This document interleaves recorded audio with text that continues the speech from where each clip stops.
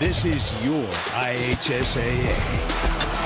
This is your state. This is your high school.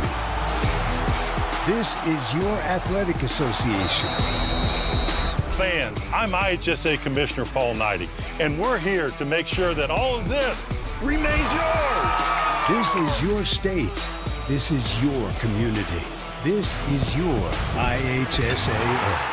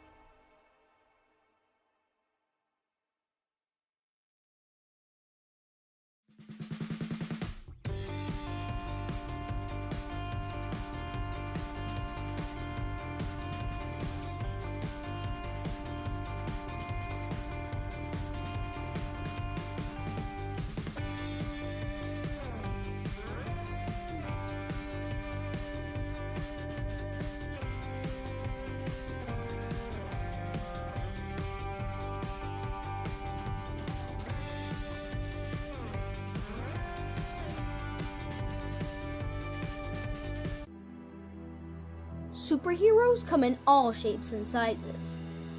They don't always meet in an underground fortress. Sometimes they meet in places that appear to be very ordinary to most people. But inside, there are heroes in training. Some are smart, strong, or brave. Maybe they can build cities or heal people when they get hurt.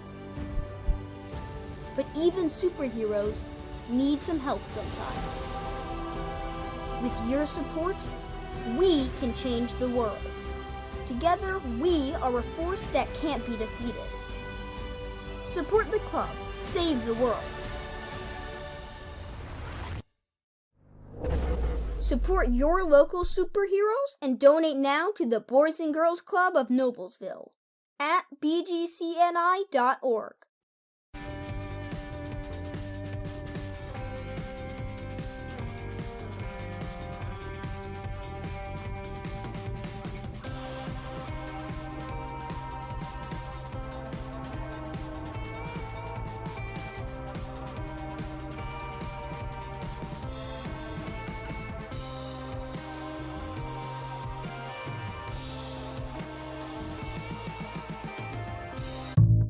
Being part of a community is more than just living in the same place. It's sharing the same values, like honesty and compassion. For the caregivers of Community Health Network, that means always being open and upfront about how much treatment will cost, and working hard to find ways to help you cover those costs. Because when our community thrives, we all thrive. Community Health Network. Exceptional care, simply delivered.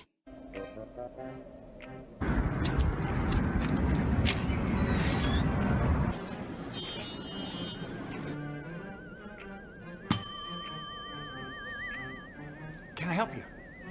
Yeah, I'd like to order a hamburger, fries, salt, maybe a large vanilla shake. Yeah. This is a trophy shop, can't you tell? You got a counter right here. Isn't this where you place the orders? We sell trophies, we sell plaques, we do embroidery. No food. You got carry out? Unlike the internet, everything that you need we have here at the shop. Very unique. You order today, carry out tonight. That's our version of carry out. All right, I'll take one of everything. Well, that may take a little longer. We'll have it for you tomorrow night. You know, Jim, I'll be back tomorrow to pick it all up. We'll wait for you. Don't wait long.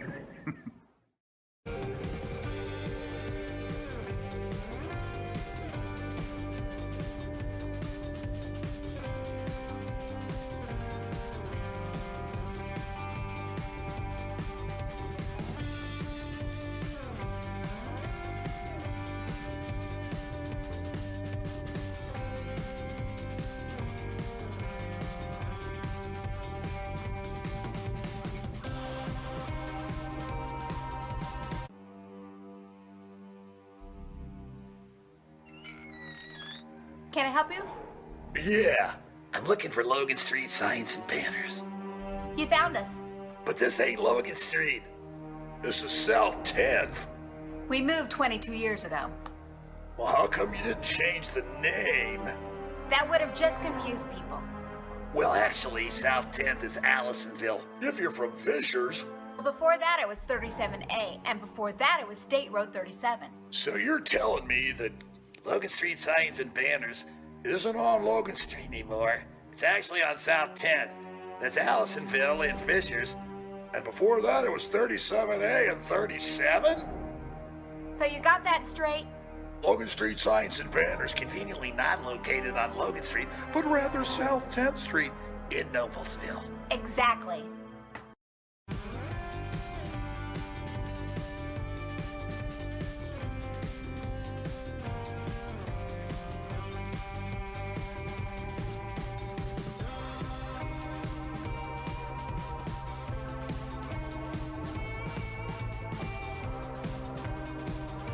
High school sports fans, welcome back to Game Time, to pure spirits, to pure sport. Welcome back to high school sports. Fans, I'm IHSA Commissioner Paul Knighty, and I just want to say, welcome back.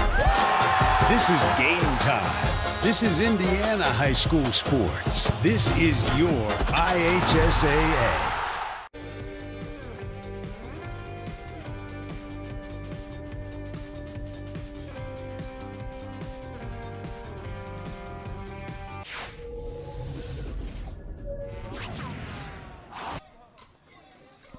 Good evening, everybody. Live from the mill. Welcome to tonight's broadcast of IHSAA Baseball on Hamilton County Television, presented by Logan Street Signs and Banners, celebrating over 30 years in business.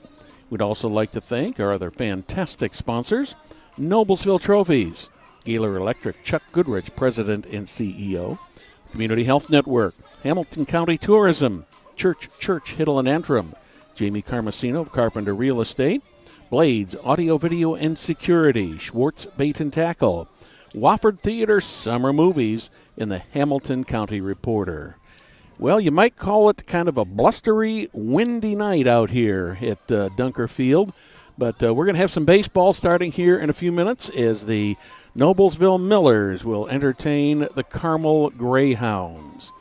The Greyhounds come in here with only 2 games under their belts so far this season.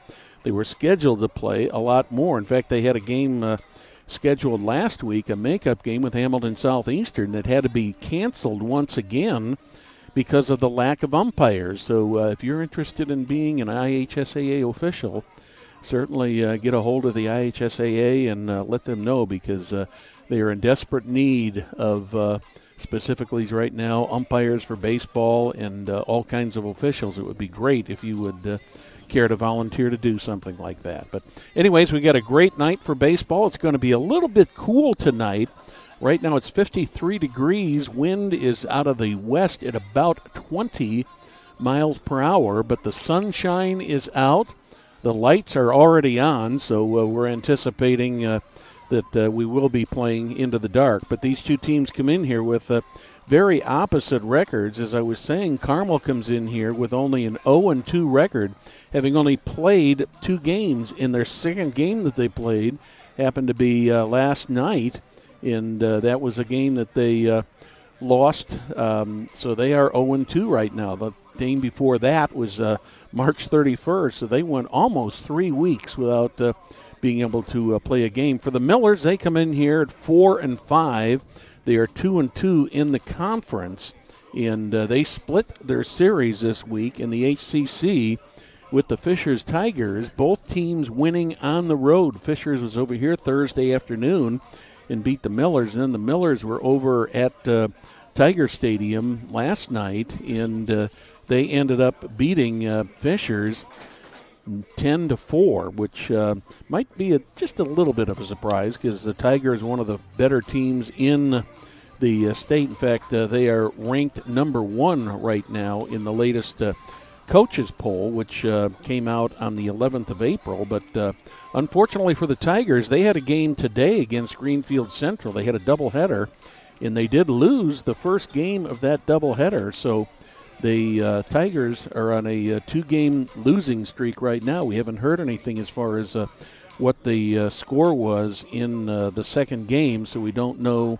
that for sure. But anyways, in looking at the Class 4A right now, as of last Monday, the Tigers were ranked number 1, Westfield ranked number 2, Center Grove number 3, Evansville North number 4, Jasper, of course, Jasper, a perennial great baseball program in the state of Indiana, ranked number 5. Cathedral ranked number 6. Lake Central up in Lake County, number 7. And Zionsville is number 8. Fort Wayne Carroll is 9. And Lawrence North is number 10. Also receiving votes to make the 5th and 6th teams, or 4th and 5th teams that are ranked. Avon received some votes last week for the top 10, as well as Noblesville did. So you look at the Hoosier Crossroad Conference, and you got a tough conference schedule coming up this year, and it's going to be a rough one. We're just about ready for the meeting of the umpires and the introduction of the players, but in the meantime, the starting lineups today for each of these teams for the visiting Carmel Greyhounds. Leading off will be the center fielder, Nathan McLaren. Batting second will be the left fielder, Hunter Snow. The designated hitter, Cody Kantz, will bat third. He'll be batting in place of the Greyhound pitcher, Cam Henry. Batting in the cleanup for the Greyhounds will be the first baseman, number 7, Griffin Wolf. Batting fifth will be the catcher, Trip Schroeder. Batting sixth will be the right fielder, Dan Cunningham. Batting 7th will be the third baseman, Adam Buchkowski. Batting 8th will be the second baseman, Cam Carmichael. And batting 9th will be the shortstop, J.D. Stein. For the home team, the Noblesville Millers, leading off will be Colby Kazmersky. He'll be playing shortstop. Pitching tonight and batting second will be number 22, Nolan Decker. Batting third in left field will be Trevor Corbett. He's batting .423. He's the leading batter right now for the Millers. And batting fourth at third base is Bryce Riggs. Batting fifth at first is Josh Kearns. The sixth place batter is going to be the designated hitter, Connor Bloss. He'll be batting in place of the right fielder, number 6, Connor Ciego. Catcher Jacob Edwards will bat in the 7th spot. 8th spot will be the second baseman Luke Wilson. 9th spot will be the center fielder Drew Neischwanger. So there you have the starting lineups. We're waiting for the appearance of the umpires. I have not seen them come onto the field yet, but I assume that they are here. But anyways, we're going to just continue here until the umpires get here, and we'll be all ready to go here shortly. Let's take a 60-second commercial break. You're watching Hamilton County Television Sports, brought to you by Logan Street Signs and Banners in Noblesville.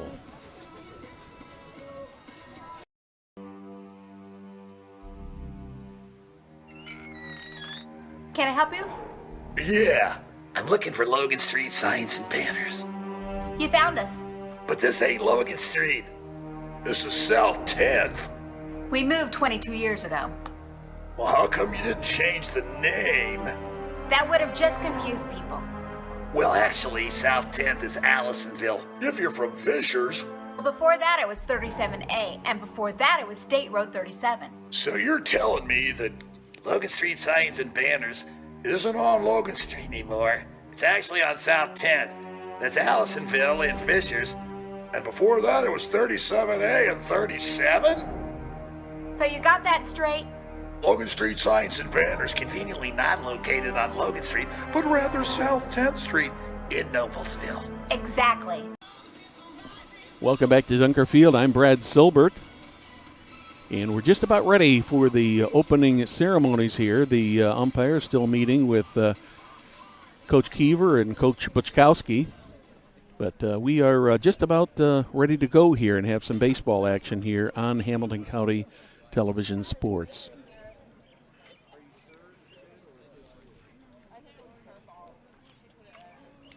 And we will go ahead and turn things over to the public address announcer for the Millers, Greg Atkins, also our colleague here at Hamilton Hamilton County Television. Here's Craig.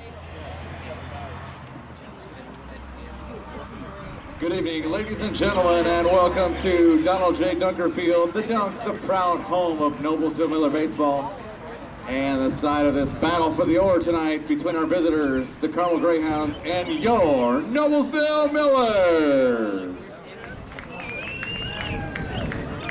Let's first meet the starters for Carmel. Leading off and playing center field, 15, Nathan McLaren. Batting second in left field, 17, Hunter Snow. Batting third, the DH, number 5, Cody Kantz. Hitting fourth and playing first, number 7, Griffin Wolf. Batting fifth and catching, 28, Tripp Schroeder. Hitting sixth in right field, 22, Dan Cunningham. Batting seventh and playing third, number 23, Adam Buchkowski. Hitting eighth, second baseman, number 2, Cam Carmichael. Batting ninth, the shortstop, number 20, J.D. Stein. And pitching tonight for the Greyhounds is 41, Cam Haney. Head coach for Carmel is Matt Buchkowski.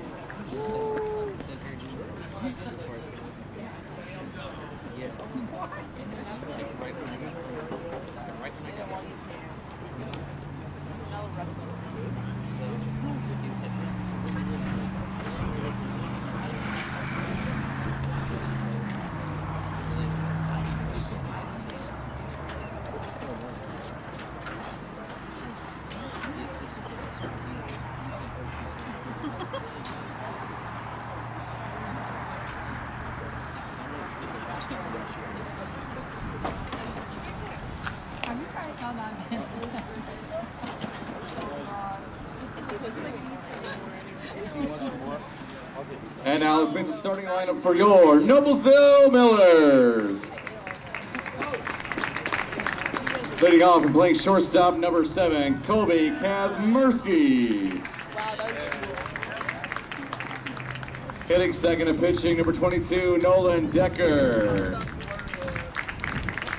Batting third in left field, number 10, Trevor Corbett. Batting fourth and playing third, number 4, Bryce Riggs.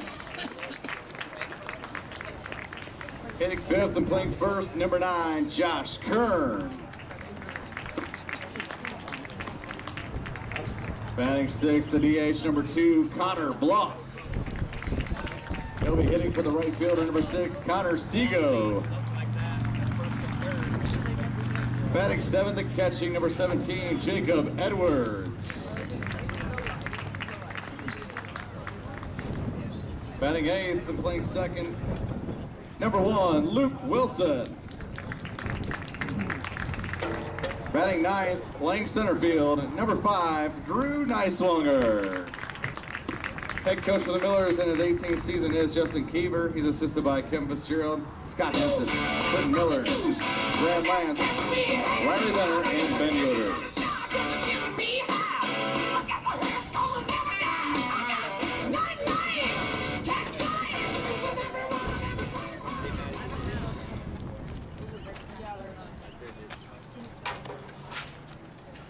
At this time, fans, we ask that you all please rise, and those wearing caps kindly remove them as we honor America with the playing of our national anthem.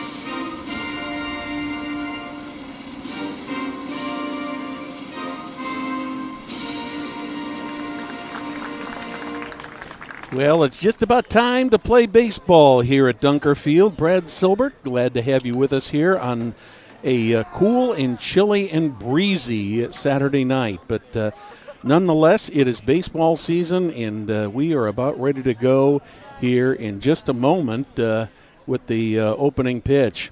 So for the Greyhounds, we were talking a little bit earlier about the fact that they've only played 2 games this season, and neither of those games were home games. They had a couple home games scheduled, but unfortunately those games were rained out, and then there was another situation where they were supposed to play and they couldn't get umpires. So the Greyhounds are anxious to play some baseball here, so a number of their players, as we go through their lineup tonight, do not have batting averages yet. They have not haven't had official at-bats, so one of the oddities of the season. For the Millers tonight on the mound is Nolan Decker. Decker comes into the game with a 6.46 ERA. He's officially 0-0, no record. He's pitched 4.1 innings. He has given up 8 hits, 5 runs, of which 4 of those are earned.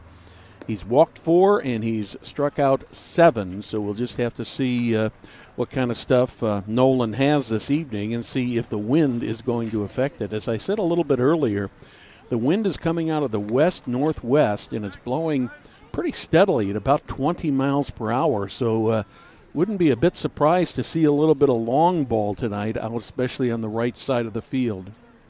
Yeah, you can see the camera already as we take a picture of the brand new scoreboard here at Dunker Field, and getting a little bit of vibration in that, so please bear with us. The wind is just really wreaking havoc with everything out there tonight. We'd like to also, before we get going, thank our Hamilton County Television technical crew tonight. We got Jim Wofford in the truck, Nick Master Control. He's there with Lucas Lacone tonight, and August Lacone was here a little bit earlier, and we are ready to play baseball. And Nathan McLaren will step in for the first pitch for the Greyhounds.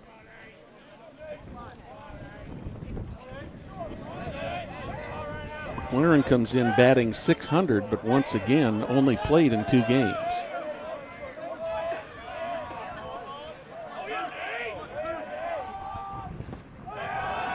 First pitch from Decker is a little low and outside for ball 1.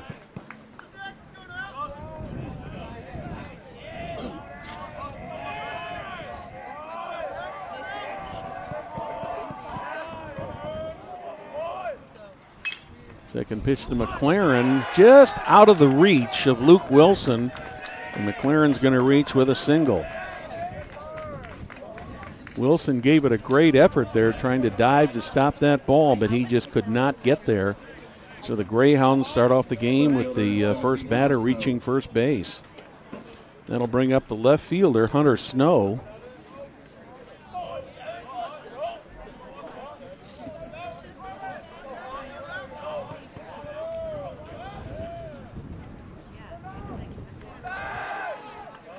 Quick throw over to first, back in plenty of time.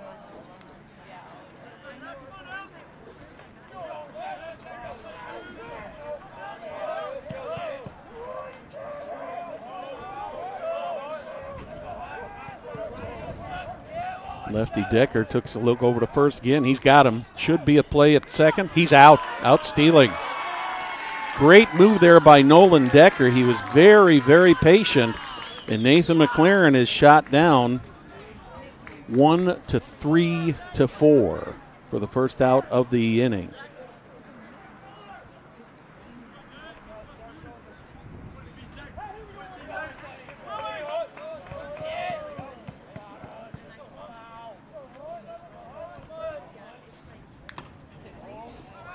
McLaren already had 4 stolen bases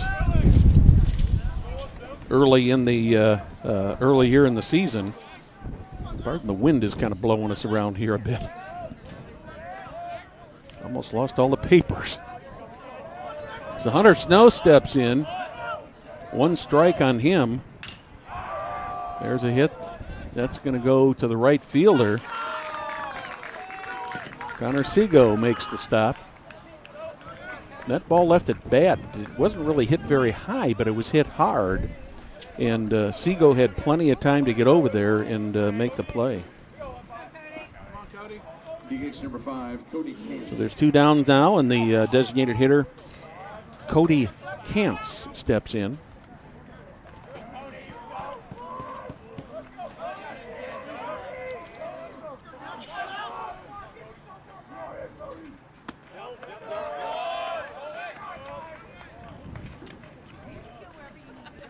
First pitch to Kantz is outside for ball 1.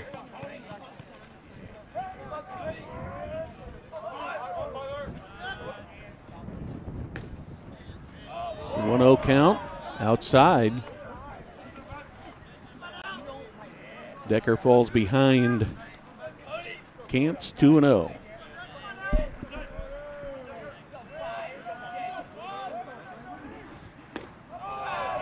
That one's just a little bit low. So 3-0 on designated hitter Cody Kantz. Infield playing pretty much at normal depth. Outfielders also. There's a strike over the knees at the inside corner of the plate. 3-1 the count now.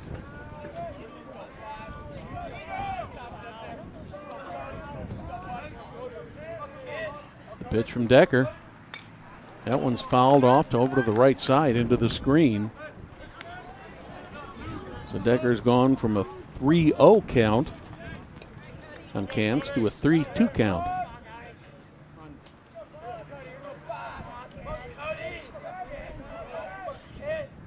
Full count pitch. That one's a little bit outside. And Kantz is aboard with a walk. That'll bring up the cleanup hitter, first baseman Griffin Wolf. Wolf batting .286. First baseman Griffin Wolf. 2 hits and 2 RBIs so far this season. One of those hits was a single, one of them was a double.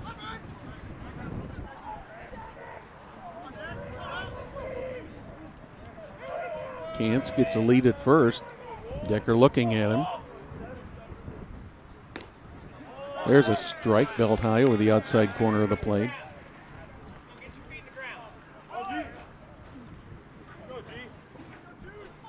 See if the Greyhounds will be running here again. Kantz has got a pretty decent lead over there at first.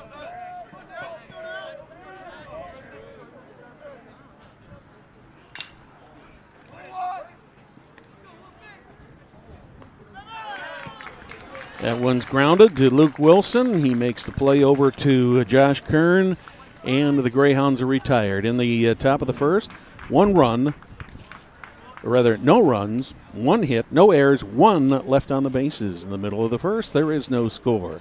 You're watching Hamilton County Television Sports, brought to you by Logan Street Signs and Banners in Noblesville. Being part of a community is more than just living in the same place. It's sharing the same values, like honesty and compassion. For the caregivers of Community Health Network, that means always being open and upfront about how much treatment will cost, and working hard to find ways to help you cover those costs. Because when our community thrives, we all thrive. Community Health Network. Exceptional care, simply delivered. Welcome back to Dunker Field. I'm Brad Silbert. Thank you for joining us tonight on Hamilton County Television Sports.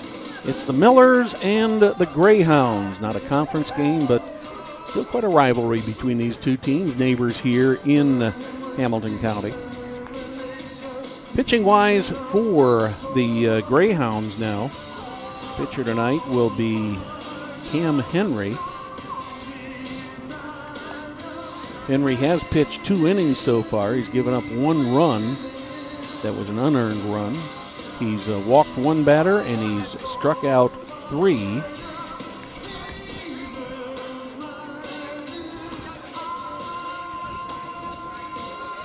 He's officially 0-1 on the season. Top 3 for the Millers coming up here in the bottom of the first will be Kobe Kazmersky, Nolan Decker, and Trevor Corbett. Kazmersky will step up to the plate, batting .300.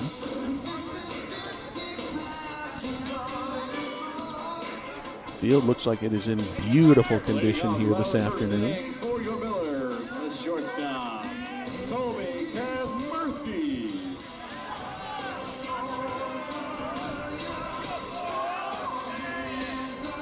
Right-handed Kazmersky steps in.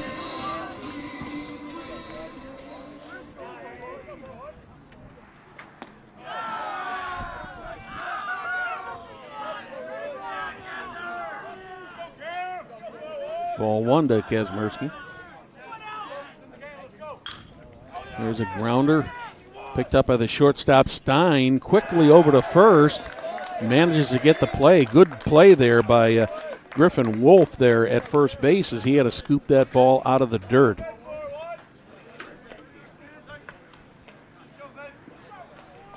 That'll bring up the pitcher, Nolan Decker. Decker steps in, batting .269.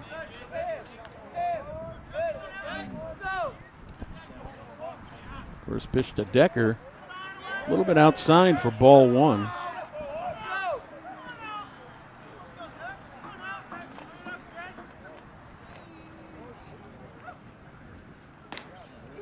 That one hits the inside corner. Evens count up, 1 ball, 1 strike.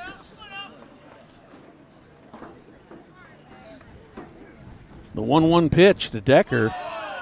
A little bit inside. Nice stop there by Tripp Schroeder. Keep that ball from getting away. 2-1.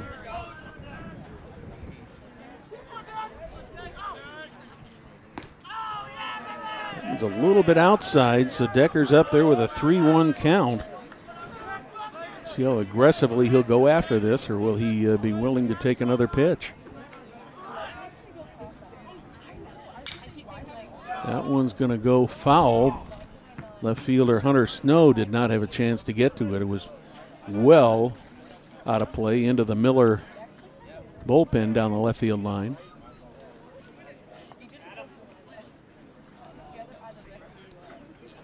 So Decker's worked it to a full count now.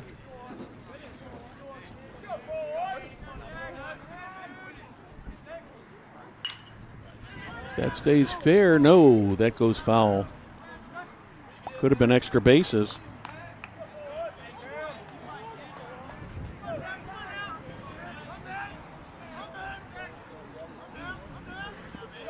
Decker's got a big gap there in right center field.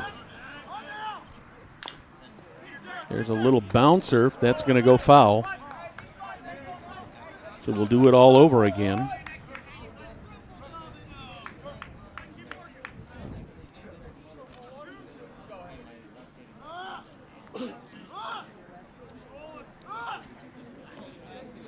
So Decker will do it all over again here at the 3-2 count.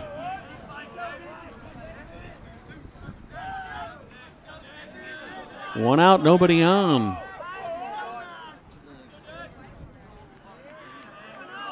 We're in the bottom of the first. No score so far. There's a pop-up right over our heads. Back into the parking lot. It's about 3 in a row he's fouled off.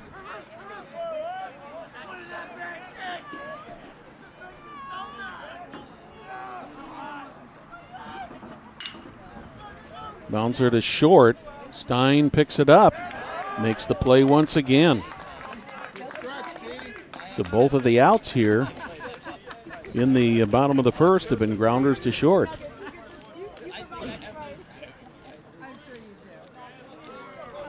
That'll bring up Trevor Corbett. Corbett's the leading batter as far as batting average for the Millers so far this season. He's batting .423. It was a little low one outside.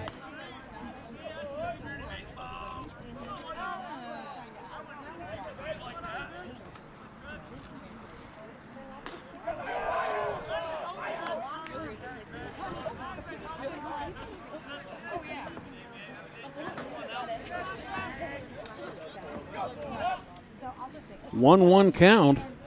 That one's popped up. Wind is wreaking havoc with it. It's a foul ball. It looked like Cam Carmichael might have a play in the ball. The first baseman, Griffin Wolf, was right there, and I think the wind definitely had an effect on that ball.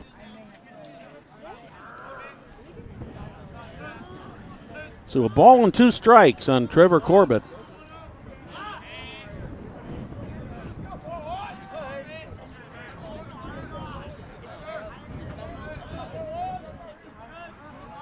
The 1-2 pitch. High and outside. Fastball.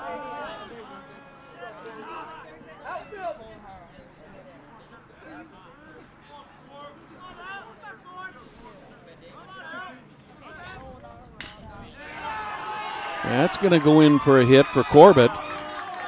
He's around first. So Corbett reaches on a solid base hit into right center field. Both teams with 1 hit now here in the first inning. Cleanup hitter for the Millers tonight is the third baseman, Bryce Riggs.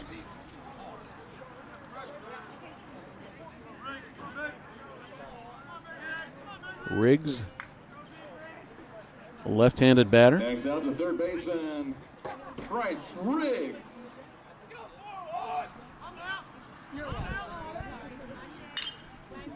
That one's hit solidly to left field. Hunter Snow is under it.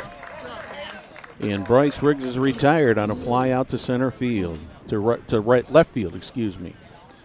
So in the bottom of the first for the Millers, no runs on 1 hit, no errors. 1 left on the bases. We're through 1 with no score. You're watching Hamilton County Television Sports, brought to you by Logan Street Signs and Banners in Noblesville.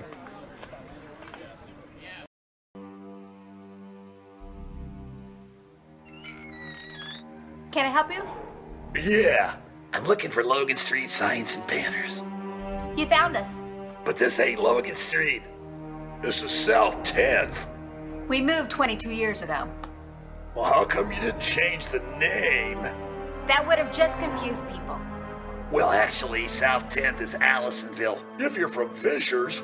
Well, before that it was 37A, and before that it was State Road 37. So you're telling me that Logan Street signs and banners isn't on Logan Street anymore. It's actually on South 10th. That's Allisonville and Fishers. And before that, it was 37A and 37? So you got that straight? Logan Street signs and banners conveniently not located on Logan Street, but rather South 10th Street in Noblesville. Exactly.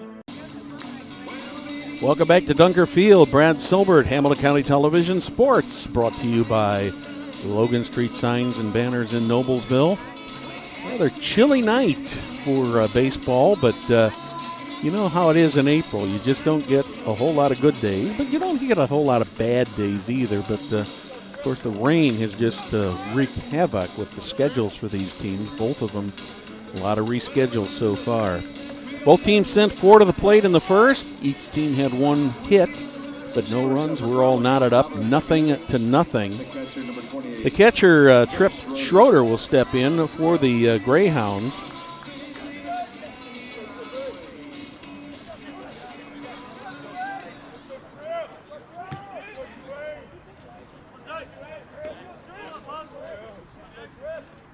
Schroeder, a 6'2 junior, takes the first pitch, called strike 1.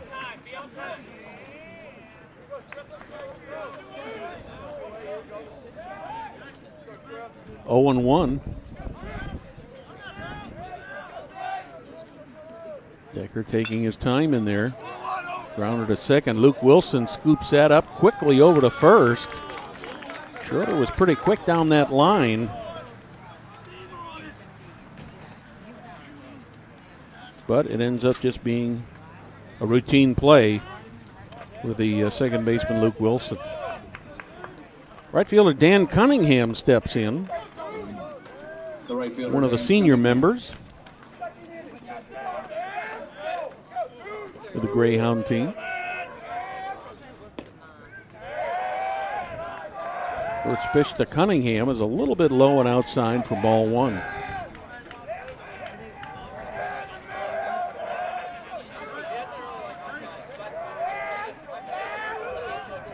The 1-0 pitch, that one's a little low.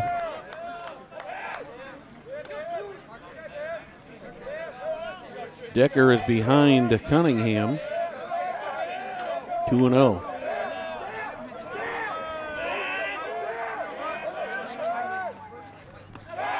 That one's outside. 3-0 count for Dan Cunningham.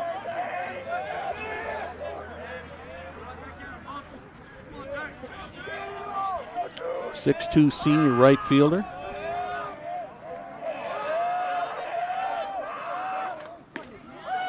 That one hits the outside corner about belt high.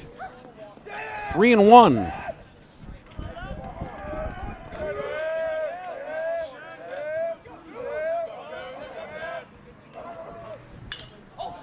There's a pop-up.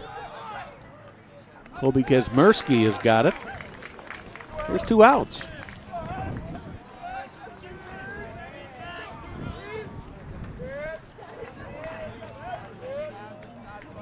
Alan Buchkowski steps in, third baseman.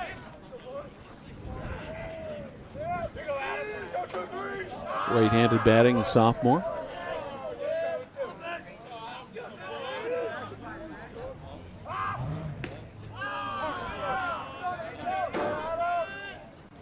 Third baseman Adam Buchkowski. 0-1 on Buchkowski.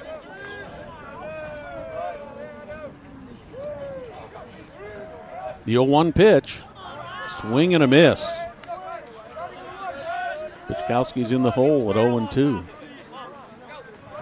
See what Decker does here. See if they come right after him or try to get him to nibble over the outside corner. Right over the outside corner of the plate. And Adam Bukowski goes down on 3 strikes. So that's the beginning of the second inning. In the top of the second for the Greyhounds. No runs, no hits, no errors. Nobody left on the bases. Middle of the second, there is no score. You're watching Hamilton County Television Sports, brought to you by Logan Street Signs and Banners in Noblesville.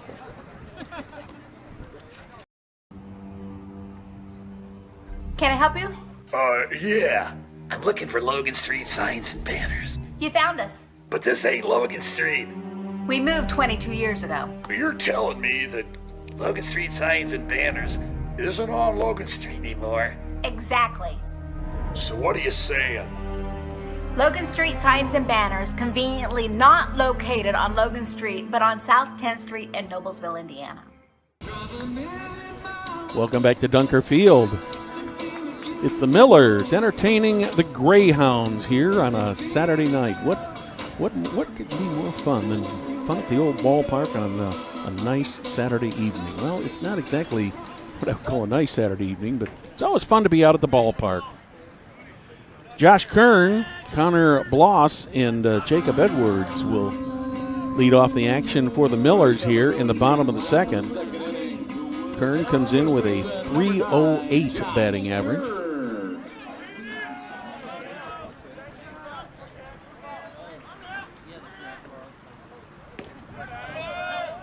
Kern, one of the seniors on Justin Keever's team this year, takes the first pitch for strike 1. That one's over the outside corner. Strike 2. Kern in the hole at 0-2.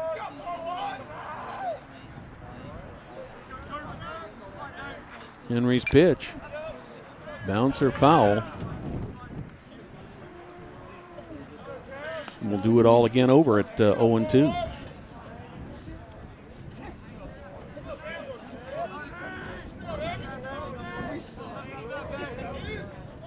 The 0-2 pitch right back to Henry. Henry quickly tosses it over to first to Griffin Wolf to get the out.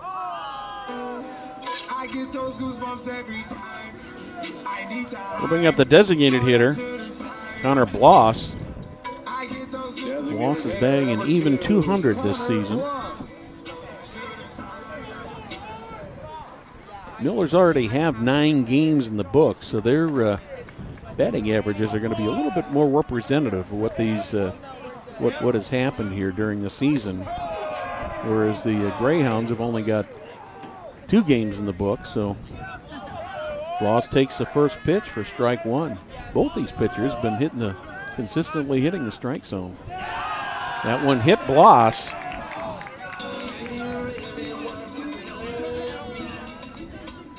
Just barely grazed him, but it gets him to first base.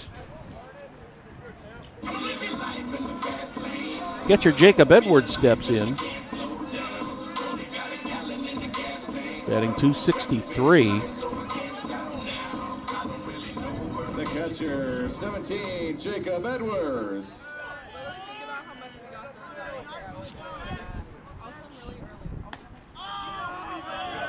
Takes the first pitch for ball 1.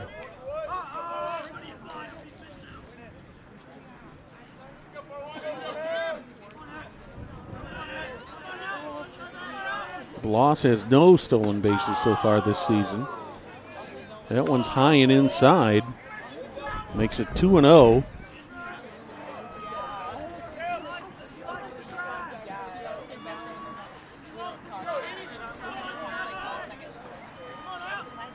On the way. That's going to go foul. Makes it 2-1 on Jake Edwards.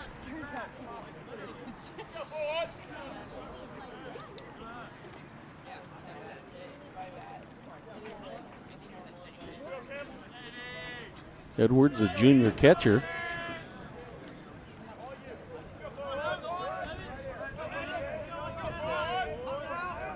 Two balls and a strike on Edwards. Swing and a miss. Evens up the count, 2 balls, 2 strikes.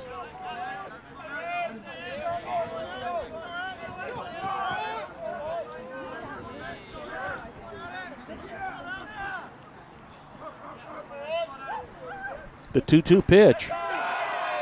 Strike 3 called over the outside corner. That'll bring up the second baseman, Luke Wilson. Second baseman, Luke Wilson. Wilson only batting .087 on the season.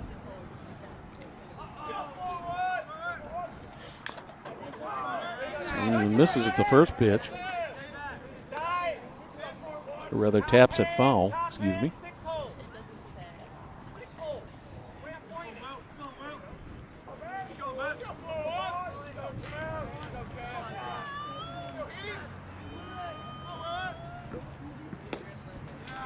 That one hits the lower outside corner. Wilson's in the hole at 0-2.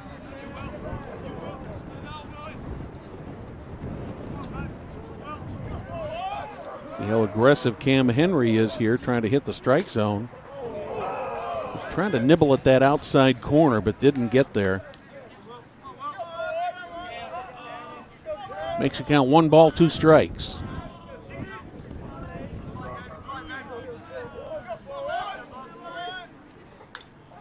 Fouled back. Count will remain 1 ball, 2 strikes.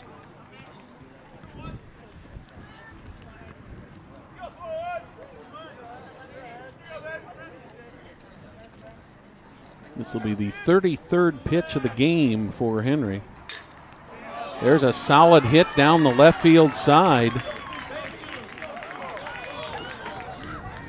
And the left fielder, Hunter Snow, overran the ball. Originally, it looked like Connor Bloss was going to stay at second, but when he overran the ball, both Bloss and Wilson advance on the play. So what we'll have here is we'll have a base hit, and then Bloss and Wilson will reach their bases on an air E7. That brings up the number 9 hitter, Drew Nicewander.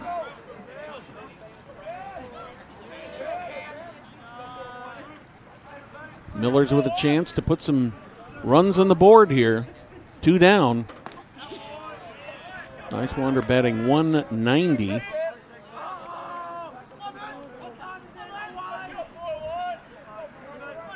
He reaches, and that'll bring up the top of the order again for the Millers.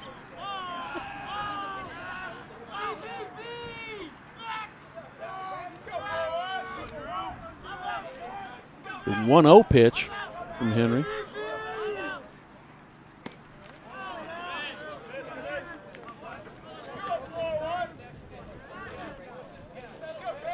Two and 0.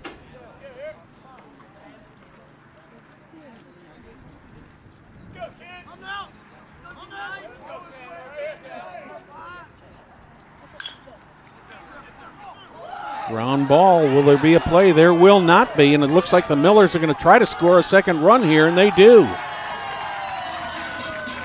Great effort there by Cam Carmichael to try to get to that ball, but he just could not get there. And, of course, with 2 outs, the runners are off with the pitch, so the Millers strike first with 2 runs here in the bottom of the second.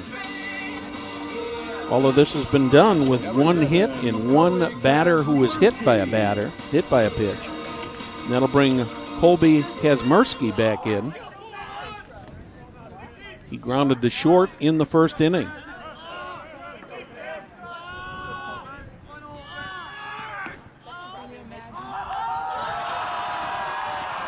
Stolen base there for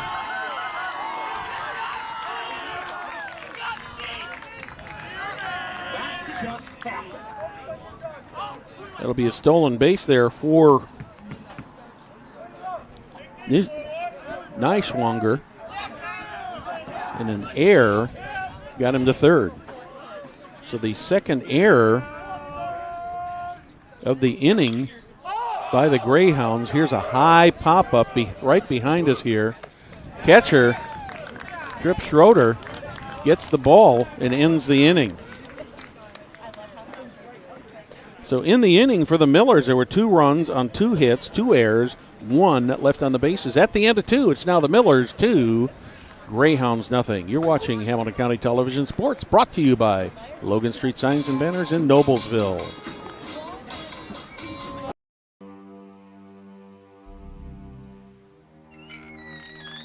Can I help you?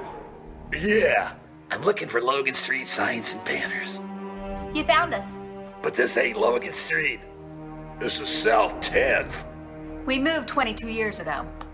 Well, how come you didn't change the name? That would have just confused people. Well, actually, South 10th is Allisonville, if you're from Fishers. Well, before that it was 37A, and before that it was State Road 37. So you're telling me that Logan Street Signs and Banners isn't on Logan Street anymore? It's actually on South 10th. That's Allisonville and Fishers. And before that it was 37A and 37? So you got that straight? Logan Street Signs and Banners conveniently not located on Logan Street, but rather South 10th Street in Noblesville. Exactly. Welcome back to Dunker Field in Noblesville. I'm Brad Silbert. Thank you for joining us tonight on Hamilton County Television Sports. The Millers entertaining the Carmel Greyhounds. A great matchup. Two great baseball programs, both of them with a lot of history. I want to send a shout out to my grandson Alex. I know he's watching tonight, so I hope he's having a great weekend. And we miss you, Alex. We'll see you soon. Millers put two across in the bottom of the second to take a 2-0 lead here in the top of the third. It'll be the 8, 9, and 1 batters for the Greyhounds. Cam Carmichael, the catcher, or rather the second baseman, will be the first batter for the Greyhounds.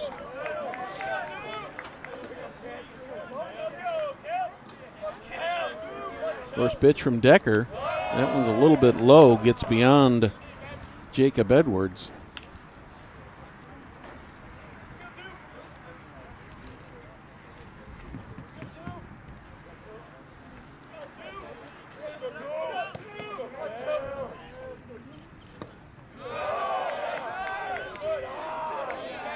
Ball two. Carmichael started the night with a .250 batting average.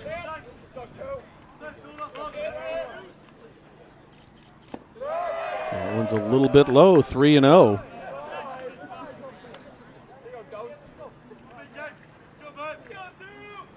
Decker's done that a couple times in this game, gotten behind the batters. Still managed to get him out, though. That one's also a little bit low. So Cam Carmichael walks on 4 pitches. We'll bring up the number 9 batter, the shortstop J.D. Stein. Jacob Edwards goes out to say a couple words to Nolan Decker.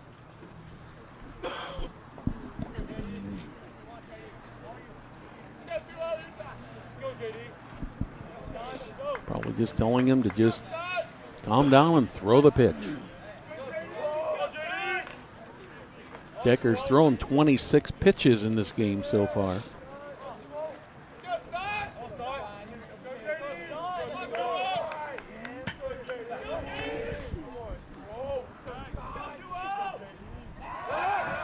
Throw over to first.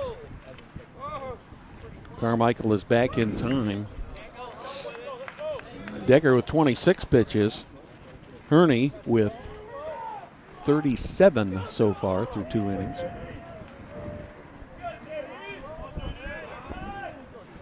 Decker watching first very carefully. J.D. Stein calls timeout and steps out. Little game of cat and mouse between the pitcher and the batter. Over to first. Once again, Carmichael is back in plenty of time.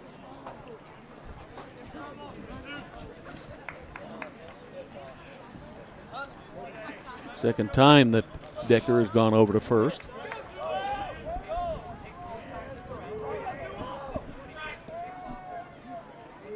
Here's the pitch outside. Decker has thrown 5 balls in a row now.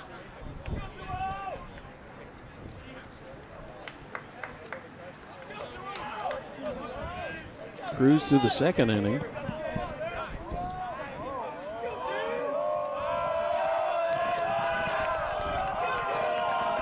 And we're going to have a conference at the mound.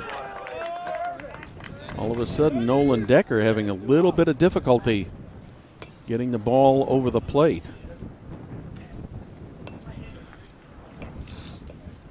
I don't know if he's too worried about Carmichael over there at first base or what the situation might be.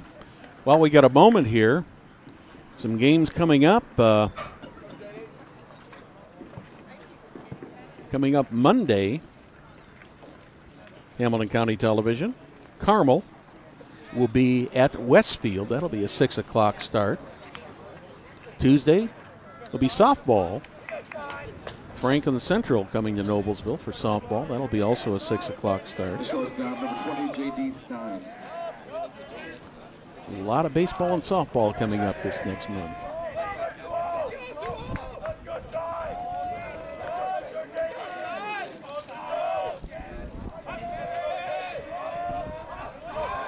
The 1-0 pitch to Stein. Decker finally hits the strike zone. Called strike one, evens count, 1 ball, 1 strike.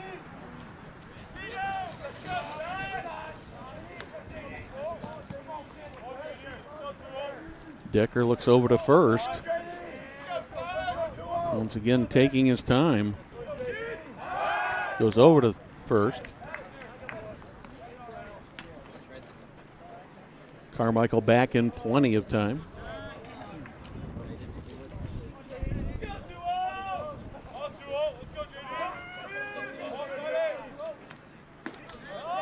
Comes back home once again, outside.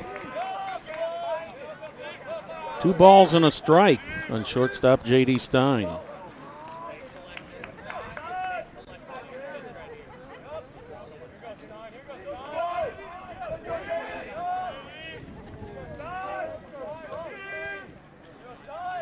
Decker once again, the 2-1 pitch right over the heart of the plate at the knees.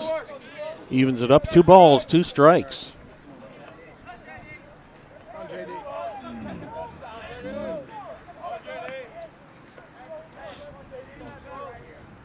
Carmichael gets a lead at first. Decker working from the stretch. Comes home. That one's fouled.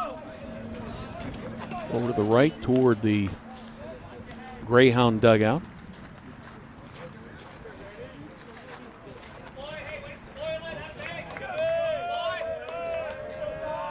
Two-two pitch coming.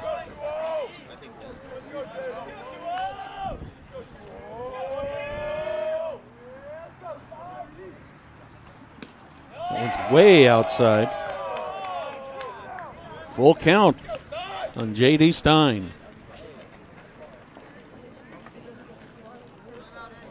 No outs, 1 on.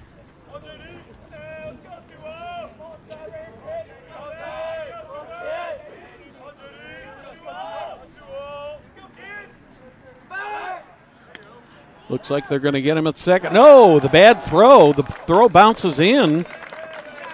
And Carmichael ends up safe. So Carmichael got a walk to start the inning. Finally stole second. Seems like Stein has been up there forever and a day. Catcher Jacob Edwards goes out to take a moment with Nolan Decker.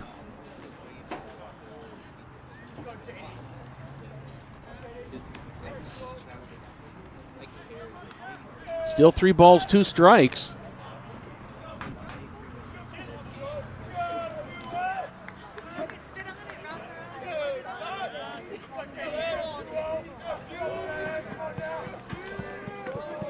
Decker is ready.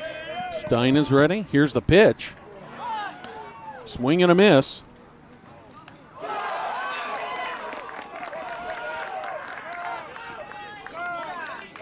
Well, Stein will stay at first base because that ball was overthrown.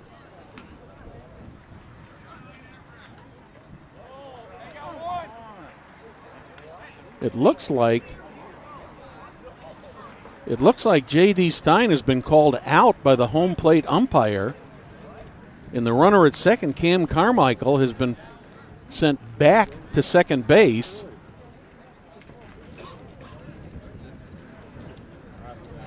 That brings Matt Buchkowski out to ask for an explanation of what happened there.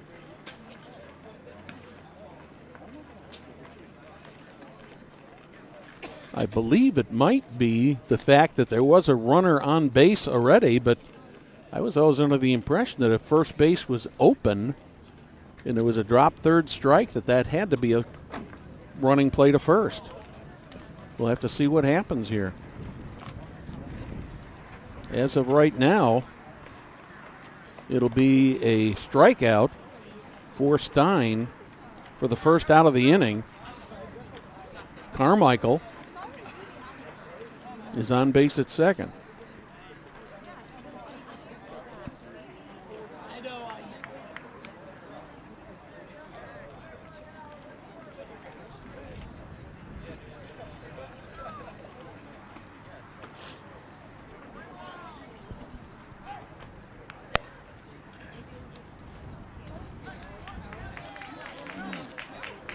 So the discussion is over, and the result of the play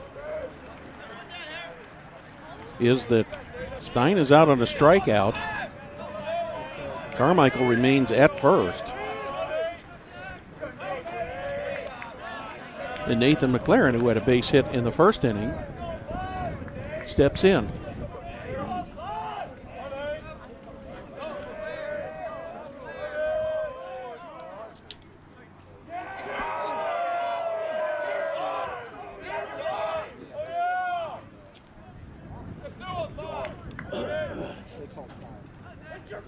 McLaren stepped out.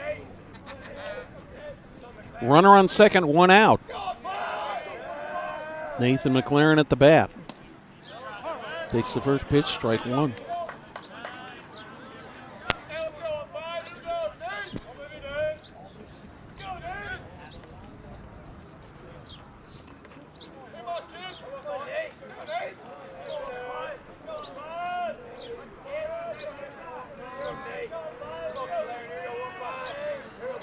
The 0-1 pitch from Decker.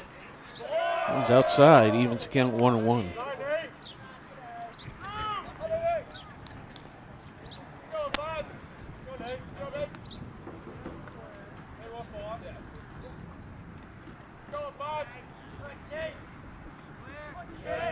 One pitch. Hot shot right back to. They're going to have Stein caught in a rundown.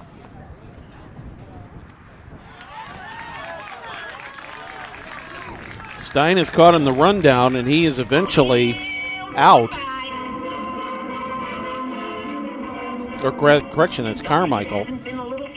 He's out on the second out. McLaren will officially reach on a fielder's choice. That'll bring up Hunter Snow. Good bit of base running there by McLaren, too. He never, he got to first, and he just camped there while they had Carmichael in the rundown, so he wasn't going to cause the third out of the inning. Good heads-up play and good base running on his part. Throw to first. McLaren is back in time.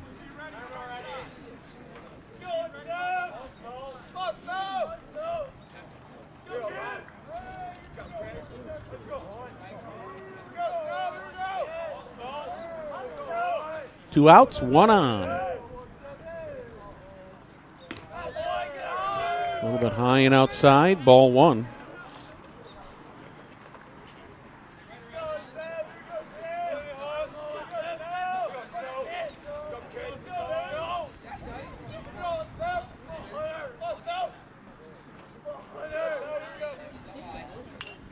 There's a foul straight back into the net. Evens the count of 1 ball, 1 strike on the left fielder, Hunter Snow.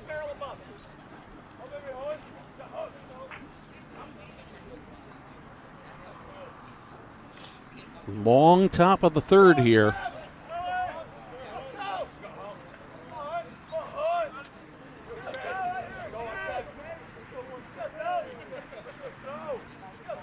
The 1-1 pitch from Decker. That one's popped up. That could be trouble. Shortstop. Kazmersky tries to get the ball. He dives, and he cannot get there. The result of the play is that Nathan McLaren reaches third, and Hunter Snow is on with a two-base hit. First hit of the inning. That'll bring the designated hitter Cody Kantz up to the plate. Kantz walked in the first inning. That was one of those balls that was hit kind of right into no man's land there. It was behind Bryce Riggs, but Colby Kazmersky probably had a better angle on it, but he just could not get there.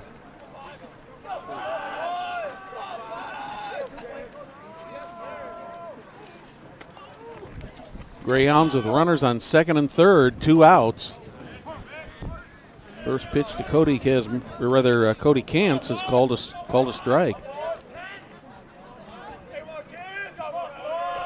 Sun really wreaking havoc on the right side of the field now, right in the faces of the ball players on the right side of the field.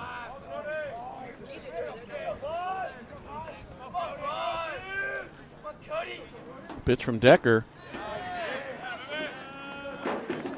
Swung and missed. 0-2.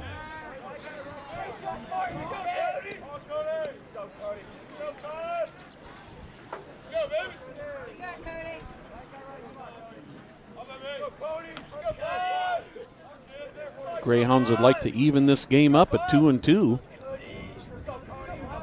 with a hit here from Kantz. He swings and misses, and he is out. So in the third inning for the Greyhounds, there were no runs. There was 1 hit, no errors, 2 left on the bases. In the middle of the third, still Millers 2, Greyhounds nothing. You're watching Hamilton County Television Sports, brought to you by Logan Street Signs and Banners in Noblesville.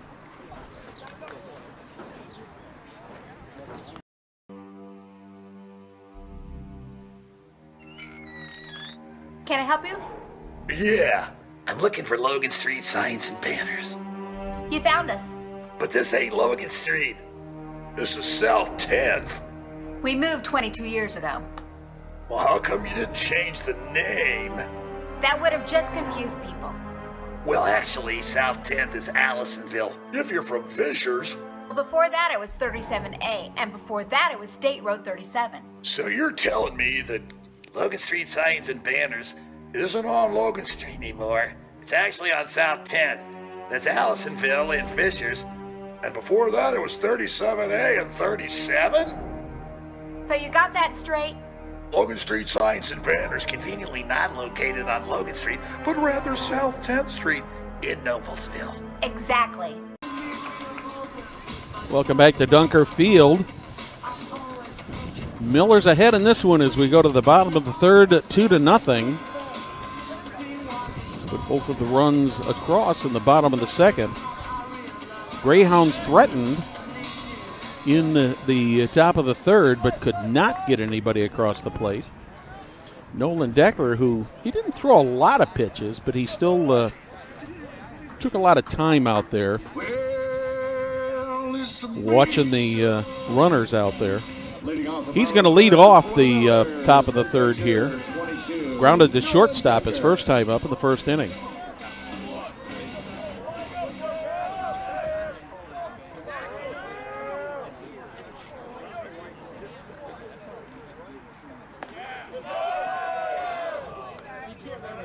First pitch from Haney is a strike over the outside corner.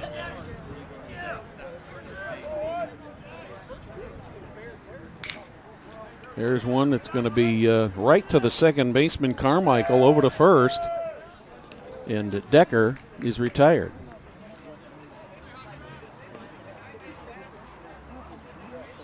One down here in the bottom of the third. Trevor Corbett steps in Had a base hit to right center field his first time up. Corbett takes the first pitch outside for ball one.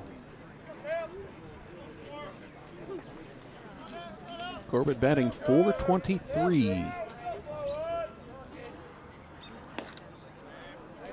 That one's a little bit low.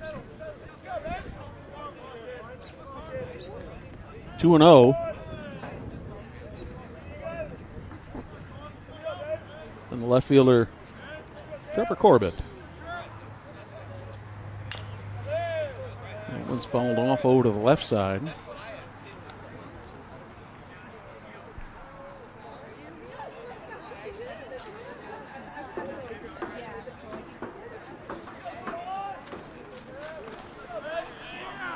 The 2-1 pitch from Herney.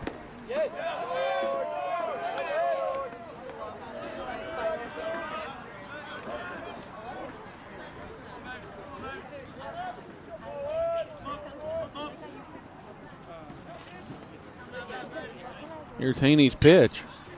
Right to the shortstop. J.D. Stein did not have to move an inch to get that ball, so Corbett lines out to the short for the second out of the inning. That'll bring up third baseman Bryce Riggs. Riggs flew out to left in the first inning.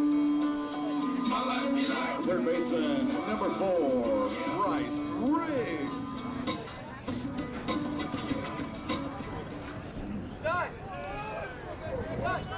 Left-hand betting Riggs steps in.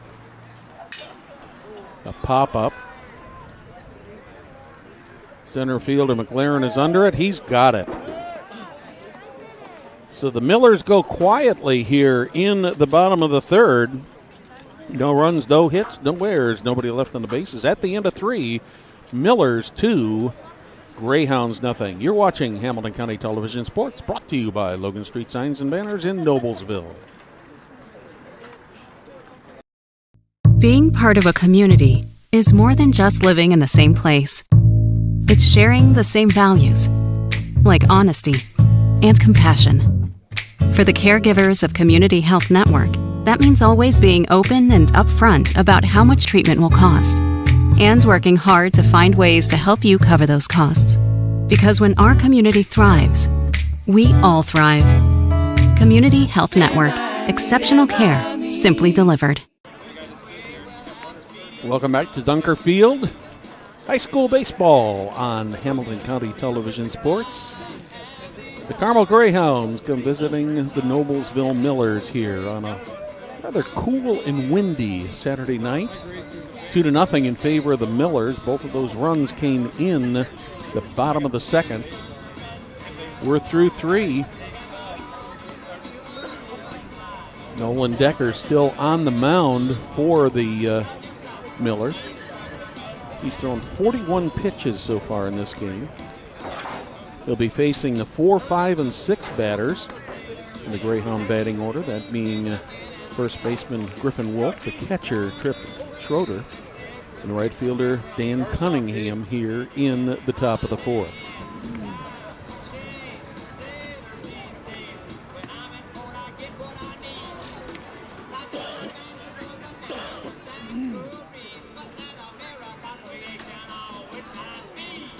Griffin Wolf ready to step in for the Greyhounds. He grounded to second to end the first inning. First baseman number 7, Griffin Wolf.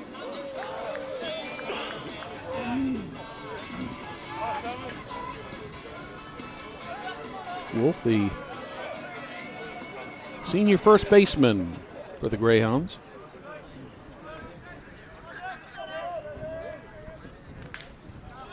There's a pop-up that's going to go foul, but just out of the reach of Josh Kern. He made a great effort trying to get that ball, but I think the wind may have blown it away from him just a little bit.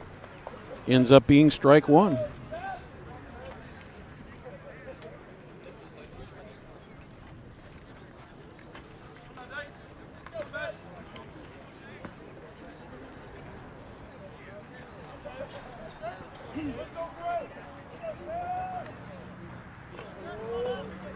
The pitch from Decker. That one hits Wolf.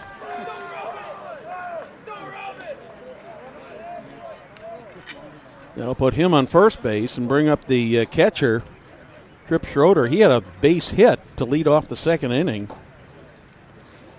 The catcher, 28, Trip Schroeder. Was eventually caught stealing.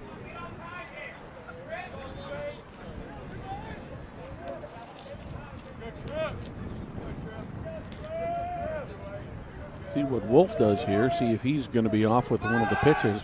Throw to first. Back in plenty of time.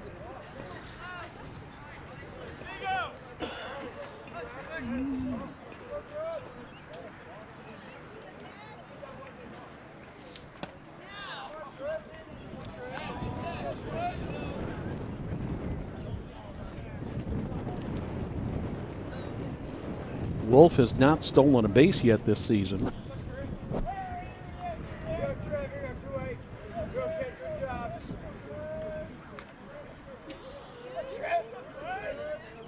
Decker with the 0-1 pitch. That one's a little bit outside. Evens the count up at 1 ball, 1 strike.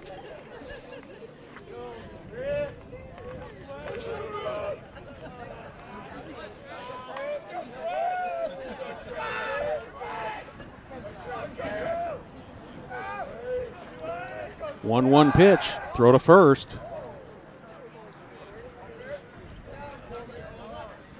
Once again, Wolf is back in plenty of time. Went in standing rather than sliding that time.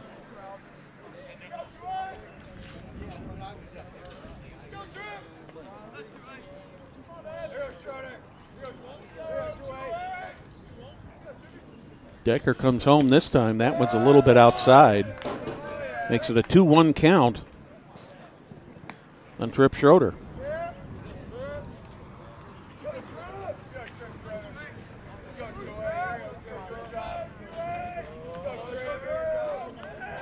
Decker looking over to first. Now to home. That one's over the lower outside corner of the plate, called strike 2. Evens up the count, 2 balls, 2 strikes.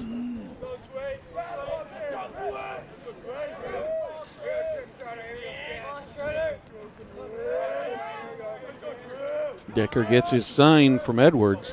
Looks over to first. Carmichael asks for time and gets it.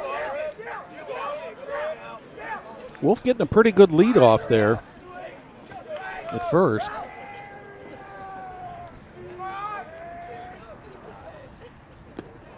Swing and a miss. Schroeder goes down swinging for the first out of the inning.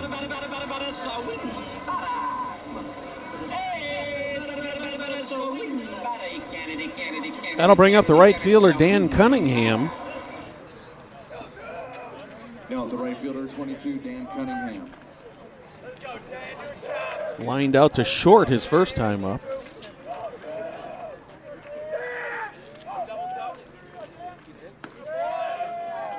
Little high, ball 1.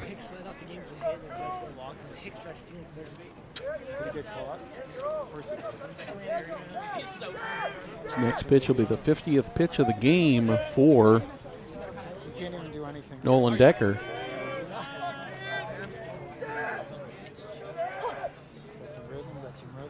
The 1-0 in the dirt. Call that a delayed steal there. Cunningham will get the base. Knock him in, 2-2. Get some rhythm up there. He really didn't. He had a good lead over there at first, and as soon as he saw that ball got away from Jacob Edwards, he took off for second and easily got in there. So the Greyhounds have got a runner in scoring position with 1 out, a 2-0 count. High pop-up. Trevor Corbett going over for it. He gets it. And Cunningham is retired on 1 pitch. Second out of the inning. Adam Buczkowski steps in. Struck out looking in the second inning to end the inning. Greyhounds third runner they've had in scoring position. Have not been able to get any of those runs home yet so far.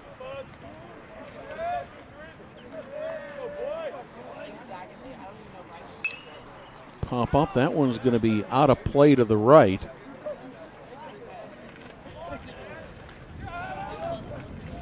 Oh, 0-1 on Adam Buczkowski.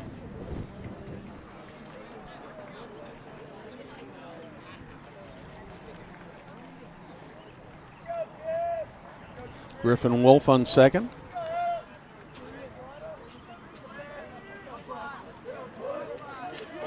The 0-1 pitch. Another one fouled off to the right side.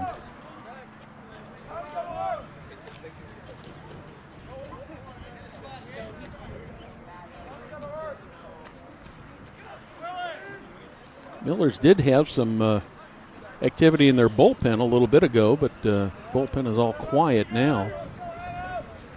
0-2 on Adam Buczkowski.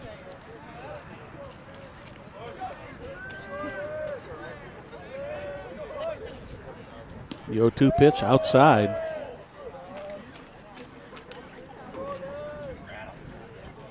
Jacob Edwards going out to talk to Nolan Decker. I think they might have had a little bit of miscommunication on the sign on that one, because I don't believe that Edwards was expecting that pitch to be quite as inside as it was, or outside rather.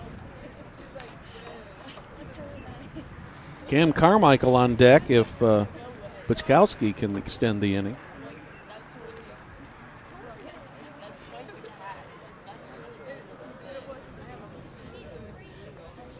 One ball, two strikes. Runner on second, two outs. Top of the fourth.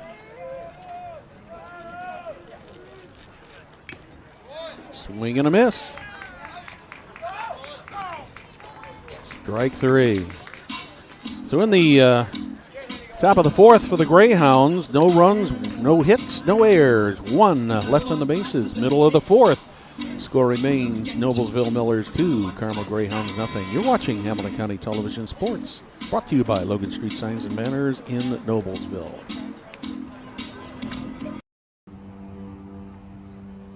Can I help you? Yeah. I'm looking for Logan Street Signs and Banners. You found us. But this ain't Logan Street.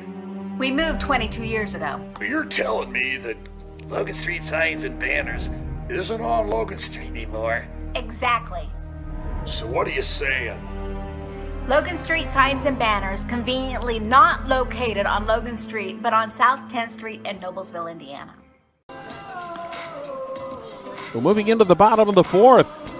Millers, as you can see on the scoreboard, ahead 2-0 over the Carmel Greyhounds.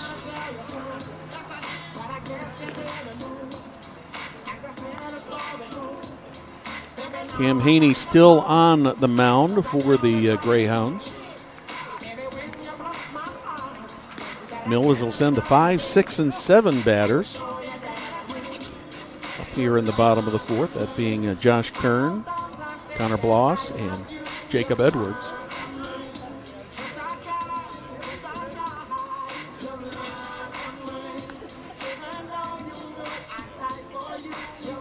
Josh Kern will be the first batter to face Cam Haney here in the bottom of the fourth. He grounded right back to pitcher Haney in the second inning, leading off the second inning. First baseman, Josh Kern.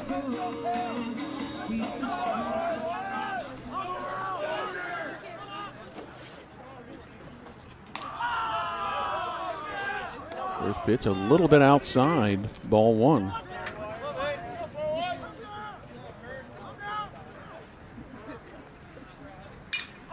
Well hit ball, sky high, but looks like Nathan McLaren is going to have some room back there, and he finally makes the catch, still backpedaling. Wind took that ball and almost put it over the head of Nathan McLaren, but Kern does get retired. Next up to DH, number 2, Connor Bloss. Designated hitter Connor Bloss steps in.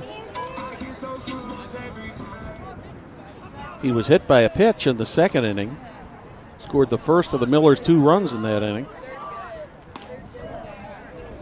That one's a little low and inside. 1-0.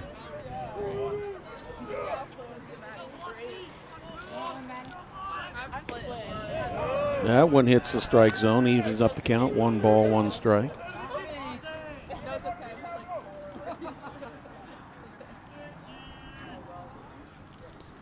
Millers have got some activity going on in the bullpen once again. No activity so far for the Greyhounds.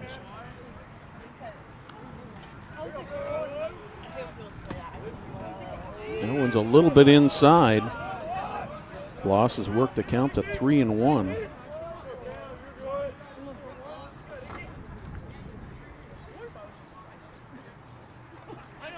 Here's Haney's pitch. Ground ball right over the glove of the shortstop, J.D. Stein. Yeah, baby. And Bloss reaches on a single.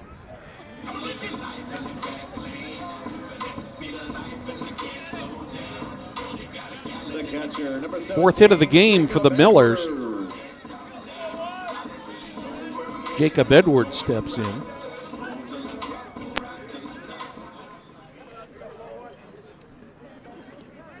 He struck out looking in the second. That one hits the outside corner.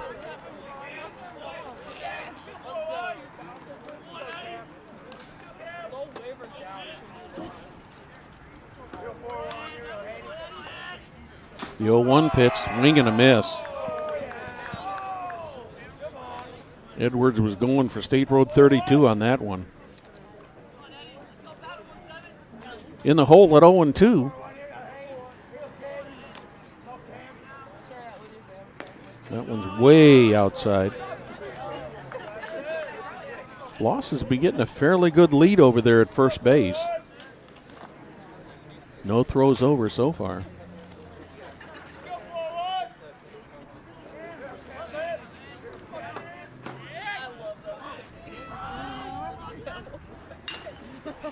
The 1-2 pitch fouled off to the left.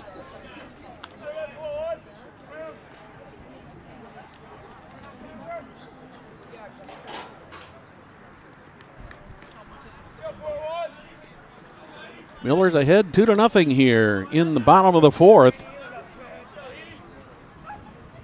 1 out, 1 on. Now there are 2 outs. As Edwards swings and misses for the second out of the inning. That'll bring up the second baseman, Luke Wilson.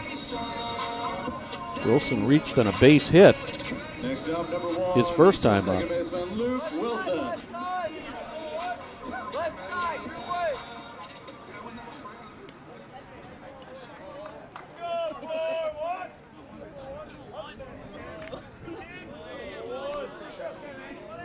First pitch to Wilson. That one's low and inside, rather low and outside, excuse me. 1-0.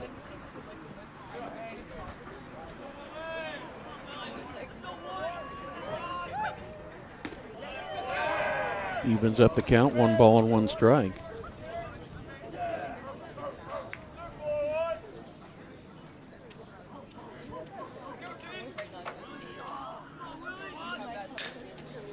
Ground ball to short. Stein over to second.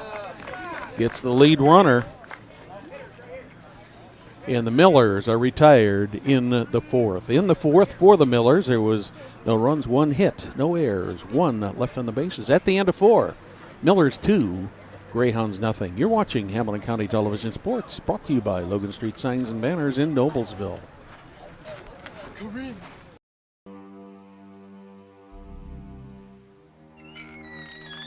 Can I help you? Yeah, I'm looking for Logan Street Signs and Banners. You found us. But this ain't Logan Street. This is South 10th. We moved 22 years ago. Well, how come you didn't change the name? That would have just confused people.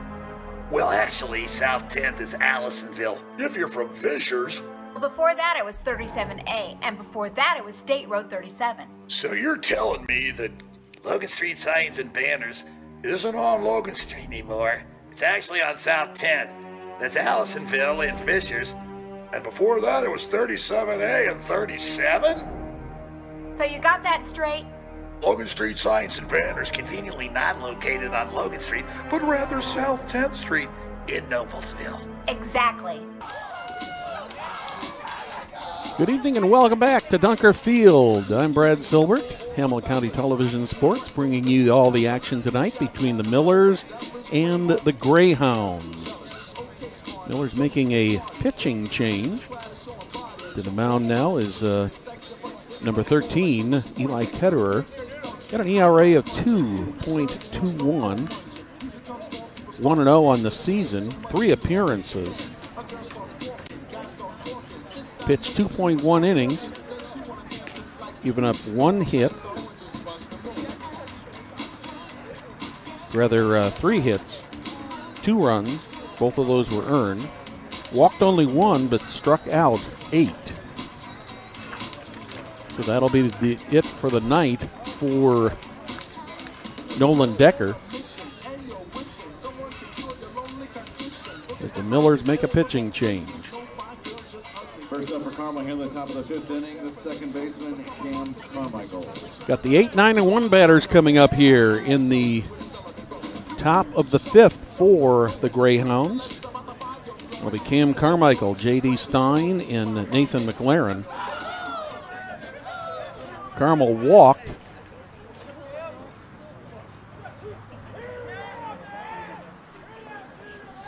His first time up.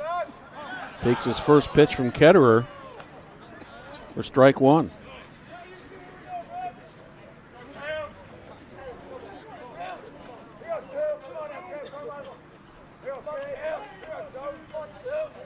The 0-1 pitch from Ketterer. It's a little bit low. Evens up the count, 1 ball, 1 strike.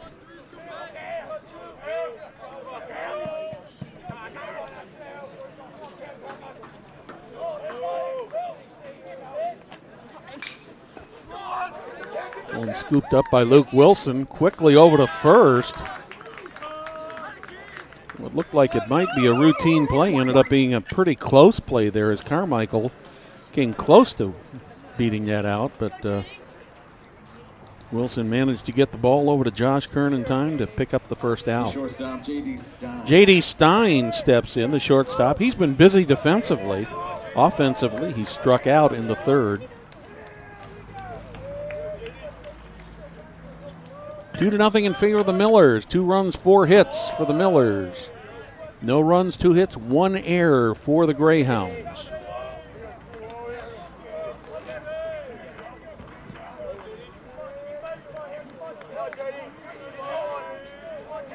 The 1-0 pitch from Ketterer. Swing and a miss, evens it up at 1-1.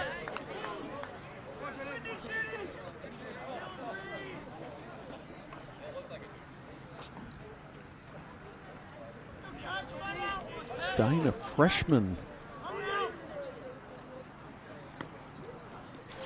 That one gets away from Jacob Edwards, but it's ball 2.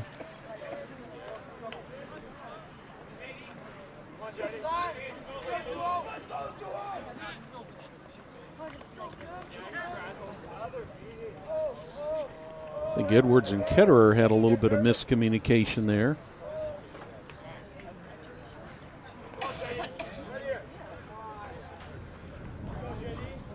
Probably just discussing the signs and maybe what they're going to do after the ball game tonight.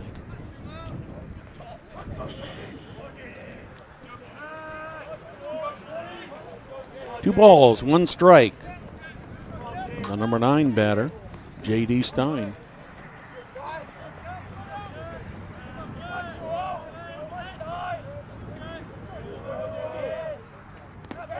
That one bounces in, makes it 3-1. Stein being very patient up there.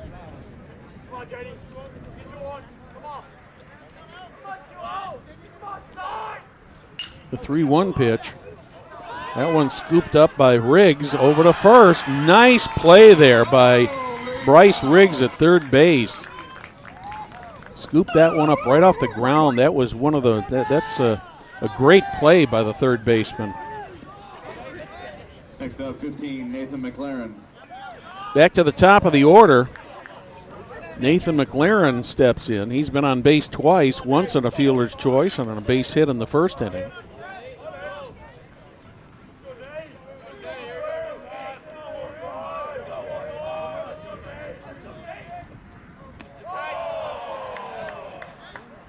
Getter misses wide on that one. 1-0 on McLaren.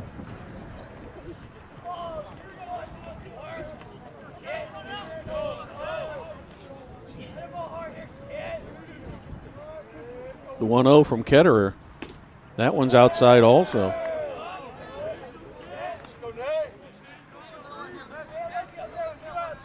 Two down here in the top of the fifth.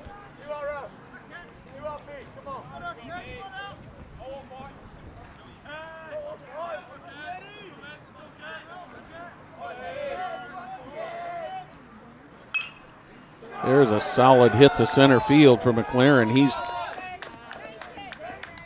2 hits and a fielder's choice so far tonight.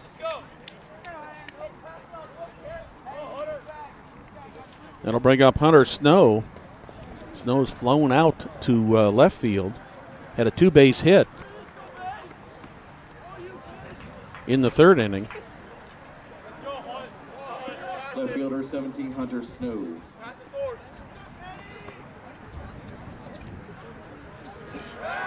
Throw over to first. McLaren is back in plenty of time.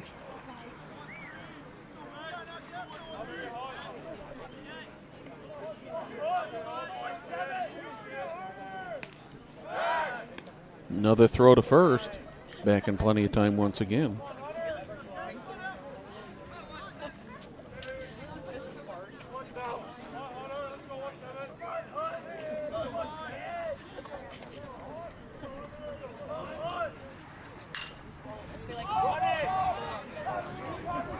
Here's a pop-up. Is that going to stay fair or foul? That is a foul ball. Miller's got a break on that one.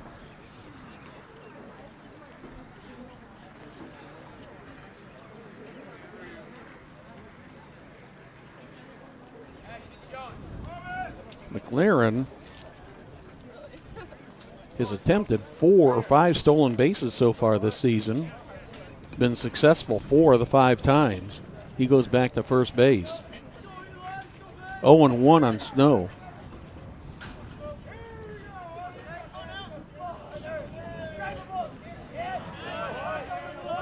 The 0-1 pitch. Just outside. Evens the count up, 1 ball, 1 strike.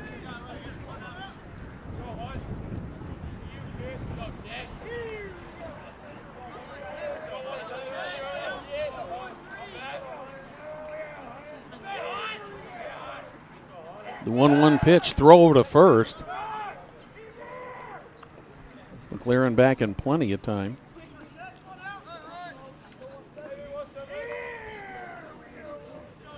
Of course, now the Greyhounds are facing a right-handed pitcher. Gives the runner a little bit more of an advantage. That one goes right over the glove of Kazmersky. And the Greyhounds with 2 outs have got runners at first and third. Second run, or second hit of the inning. 4th hit total for the Greyhounds in the game. That'll bring up the designated hitter, Cody Kantz. Kantz has walked, and he struck out in the third inning. That brings the Noblesville coaching staff out. There is some action once again in the Miller bullpen, as there is some action in the Greyhound bullpen.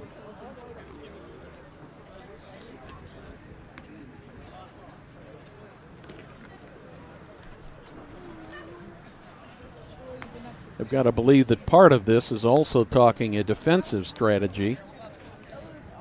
Believing, well, what do we do with this? What do we do with that? You'll have Hunter Snow on first base. If he steals, we'll have to see, or if he attempts a steal, let's put it that way, have to see defensively what the Millers will do. Gantz is officially 0 for 1 in this game as he steps in. Walked in the first, struck out swinging in the third. Runners at the corners for the Millers. McLaren at third, Snow at first. Getter trying to hang on to this shutout. First pitch a little high and outside.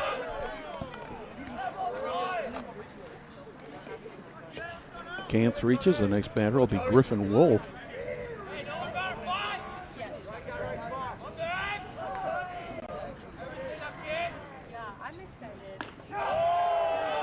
That one is a little bit high also. 2-0 on Gantz.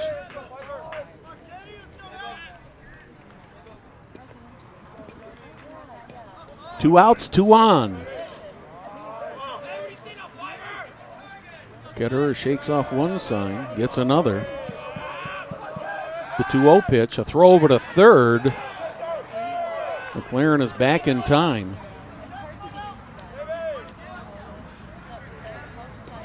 Wasn't very close, but probably trying to hold him a little bit.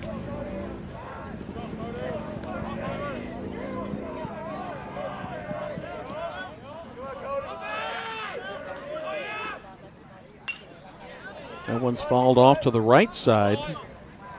Makes it a 2-1 count now. Undesignated hitter Cody Gantz.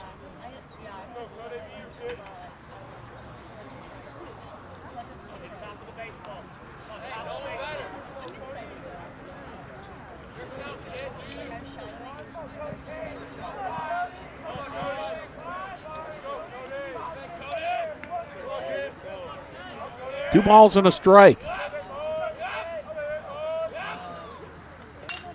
Another one fouled off, makes it 2 balls and 2 strikes on Gantz.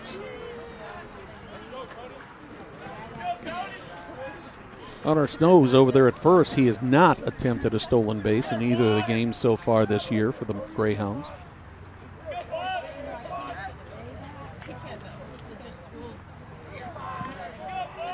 Kitterer gets the sign. The 2-2 pitch.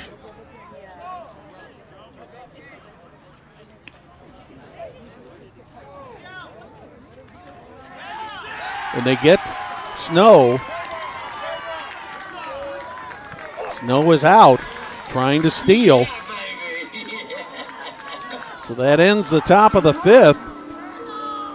Not the way the Greyhounds certainly would have liked to ended it, but Hunter Snow took off from first. And then Eli Ketterer was trying to figure out what to do with the ball.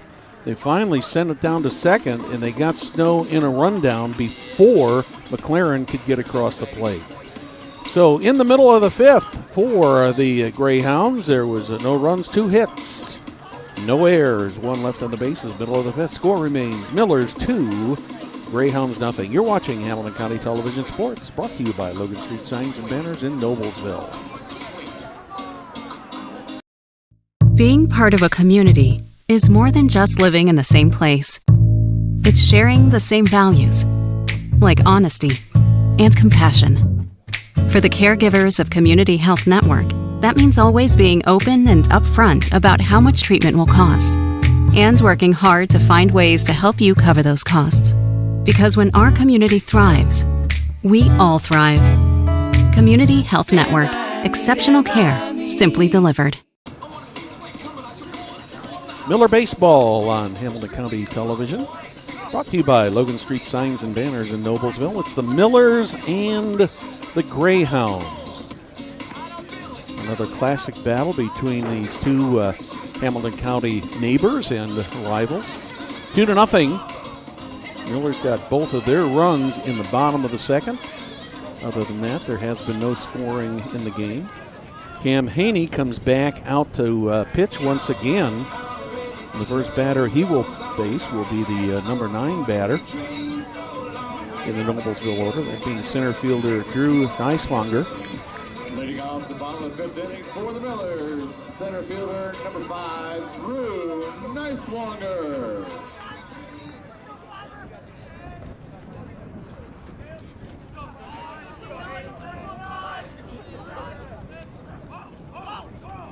First pitch to Neiswanger. Squared to bunt. Asking for an appeal on that. They say he did get back in time.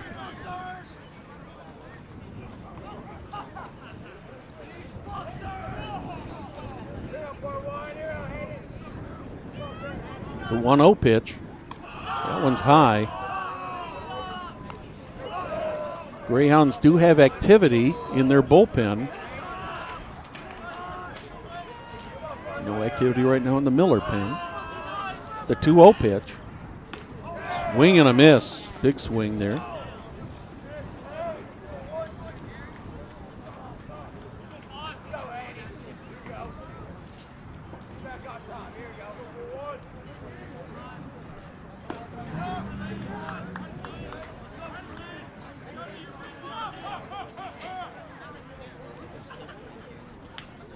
Three and one. A Neiswanger.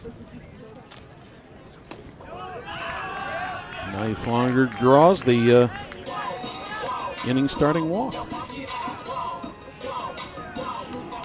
Back to the top of the order for the Millers. Be the shortstop, Colby Kazmersky. The Greyhounds are going to have a little conference, as will the Millers down the third base side.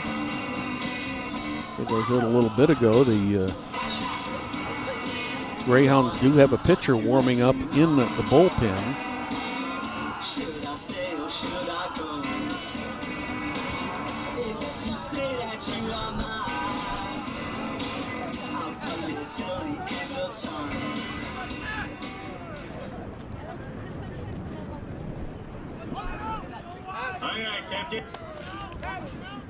I'm told Aiden McConnell is the pitcher warming up for the Greyhounds. Miller's no outs. One runner on first. Top of the order up. Kazmersky fouled out to the catcher Schroeder to end the second inning. Grounded to short in the first inning. Takes the first pitch. Called strike one.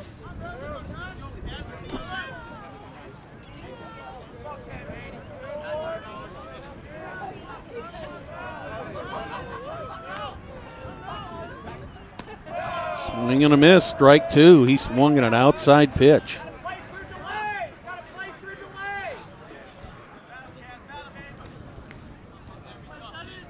See if Haney comes right at him or tries to get him to nibble at something on the outside corner. Hit the outside corner. Kazmersky managed to foul that one off. Count remains 0-2 on shortstop Colby Kazmersky.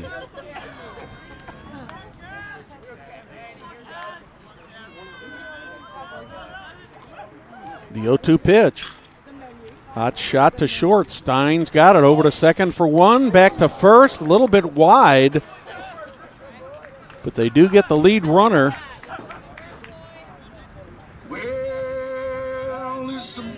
So Neiswanger is out 6-4 for the first out. Kazmersky will officially reach on a fielder's choice. That'll bring up Next up, 22, Nolan Decker, who is now the designated hitter.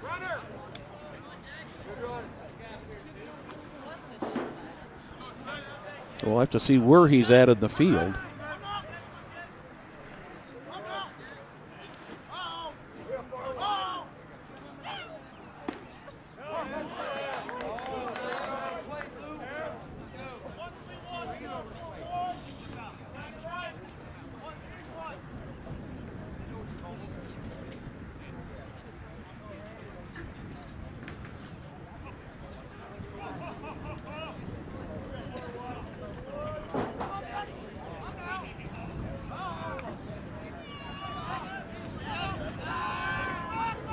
Throw over to first, back in time.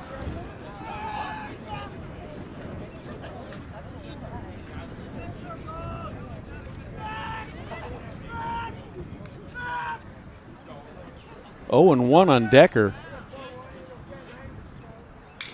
High pop-up. Center fielder McLaren calling for it, but he does not get the ball. Shortstop J.D. Stein made the play.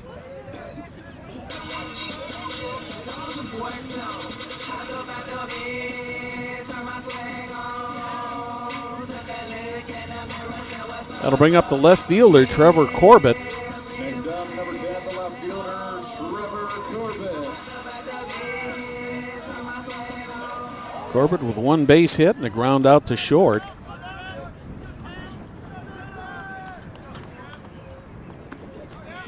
It's a little low and outside, ball 1. 73 pitches so far in this inning for Haney.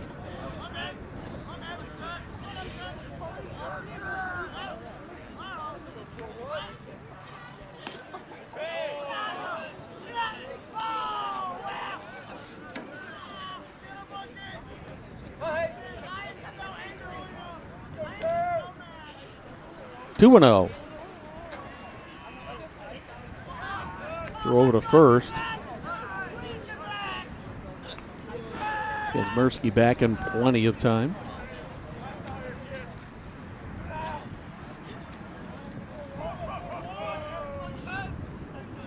The 2-0 pitch. 3-0.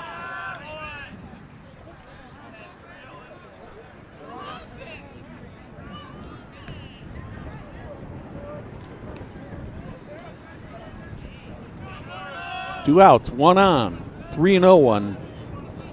Trevor Corbett, he takes that one for ball 4. That'll bring up Bryce Riggs. Riggs has flown out to left and center so far in this game.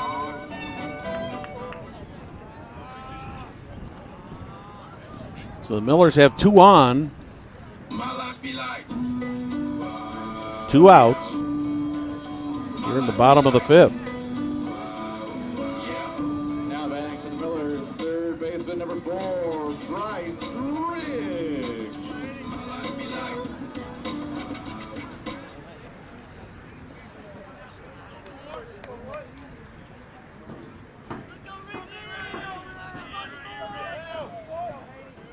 First pitch from Haney to Riggs. Ground ball to short. Stein scoops it up, throws to first, and gets him. So in the bottom of the 5th for the Millers, there's no runs, no hits, no errors, 2 left on the bases. At the end of 5, Millers 2, Greyhounds nothing. You're watching Hamilton County Television Sports, brought to you by Logan Street Signs and Banners in Noblesville.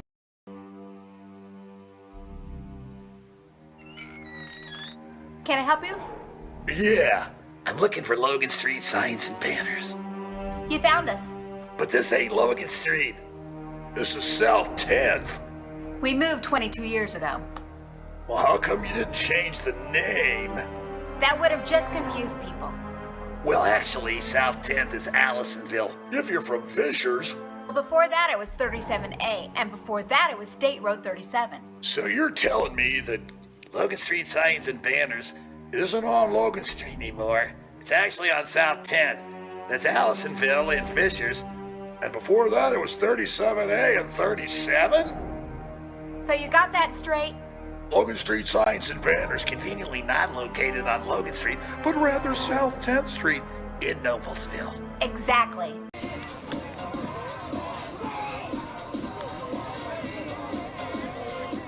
Welcome back to Dunker Field. A rather dark Saturday night. Clear sky, but the sun has set. What a nice evening for baseball. The wind is just a little bit lighter than when we started this game. When we started this game, we had about a 20-mile-an-hour wind out there. You can see the shot of the beautiful pinkish red sky out to the northwest of Noblesville. Beautiful easy. Eli Ketterer continues on the mound for the Millers. Neglected to tell you earlier that Nolan Decker, the former pitcher, is now in right field. Leading off top of the 6th inning for Carmel.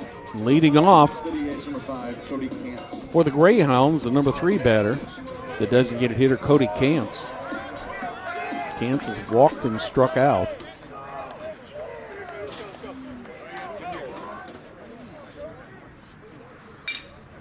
Hot shot right to the right to second baseman Luke Wilson. He hardly had to move a foot to get that ball. One pitch and one out. We'll bring up the cleanup hitter, first baseman Griffin Wolf.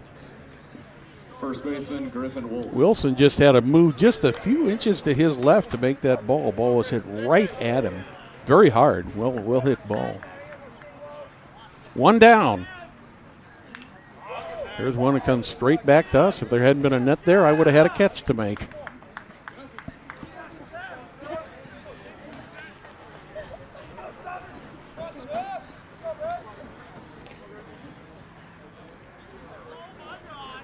Oh, and 1.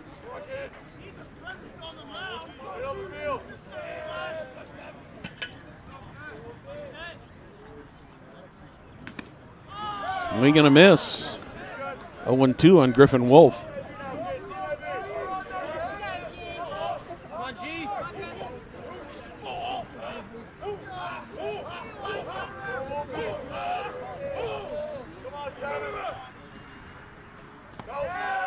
That one's a little low and inside.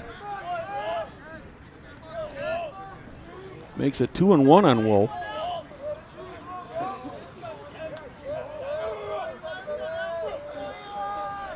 Wolf was hit by a pitch his last time up. Grounded to second his first time up. Another foul back on the left side.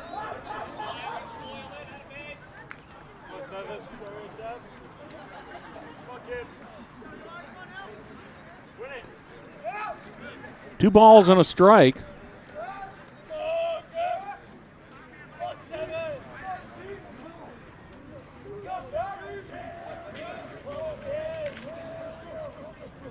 They'll make that 2-2.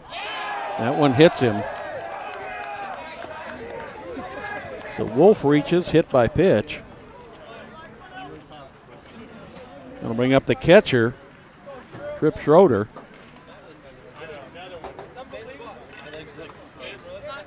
Schroeder's 1 for 2 with a single in the second. Now the catcher, Trip Schroeder. Struck out swinging in the fourth. Just invite me. I'll go dog shopping. Greyhounds need some base runners here. They've got one on with one out.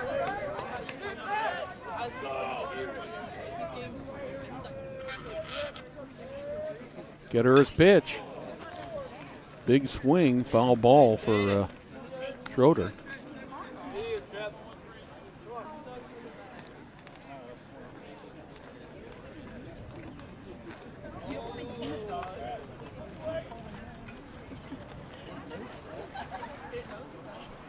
Oh, and 1 on catcher Schroeder. Throw to first. Wolf is back in plenty of time.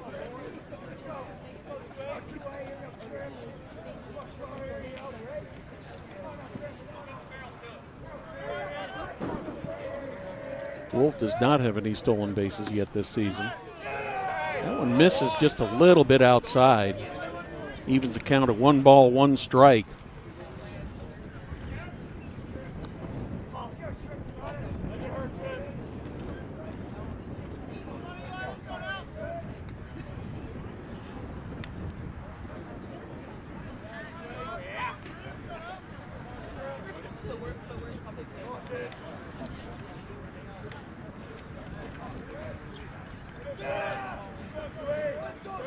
The pitch from Ketterer. That one's going to go into the gap. It's either going to score a run or put somebody on third. Third base coach is waving him around, then held him up at the last moment. Trip Schroeder ends up with a double. And Griffin Wolf ends up at third base.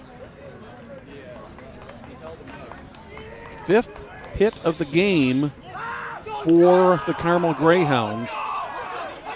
It looks like we're probably going to have another pitching change here for the Millers as there's a conference on the mound.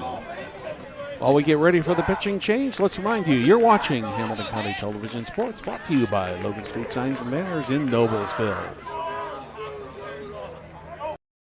Being part of a community is more than just living in the same place.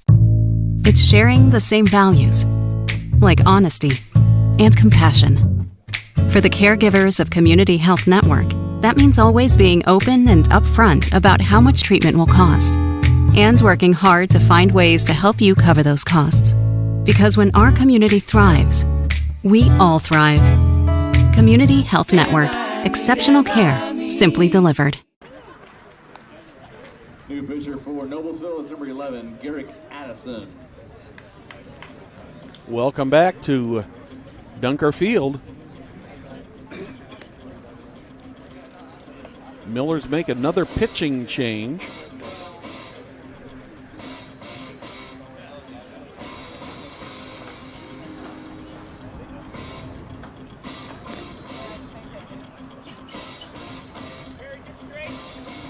This is Garrick Addison coming into the game.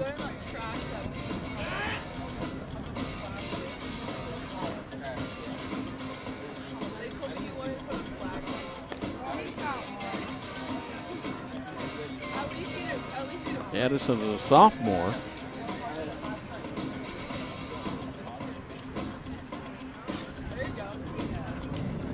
He has a 5.25 ERA. This will be his third appearance this season.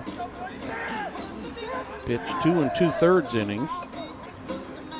Given up 4 hits, 3 runs, 2 of those are earned.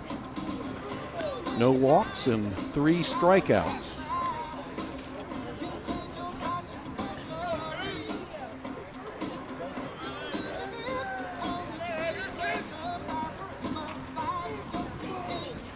Nathan Williams is pinch running at second base for Trip Schroeder. That will be a courtesy runner.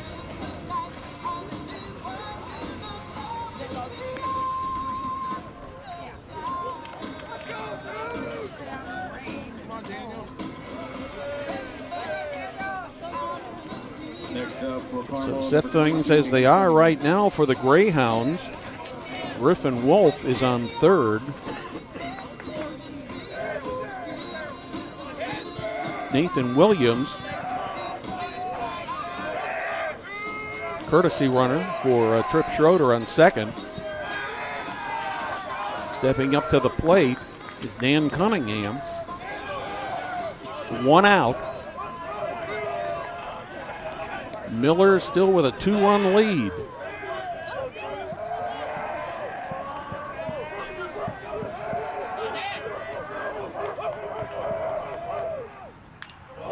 Cunningham takes a big cut at the first pitch and fouls it straight back.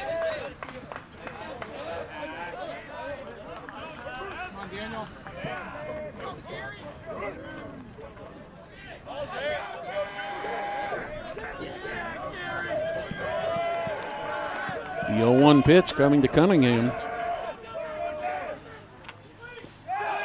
That one's a little bit low and inside. Nice stop there by Jacob Edwards.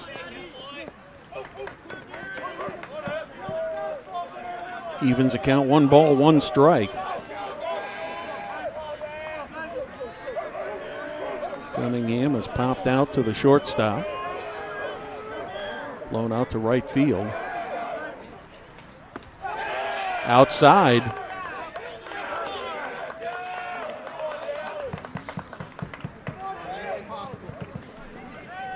Two balls and a strike.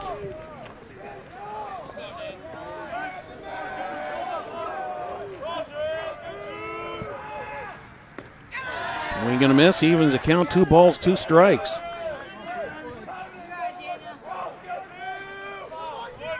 This is a big out here for the Millers.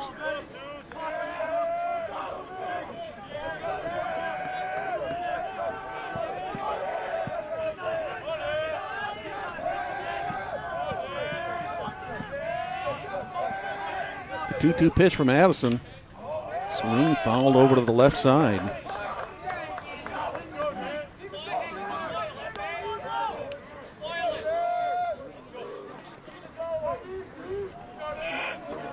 Still 2 balls, 2 strikes. 2 runners in scoring position for the Greyhounds.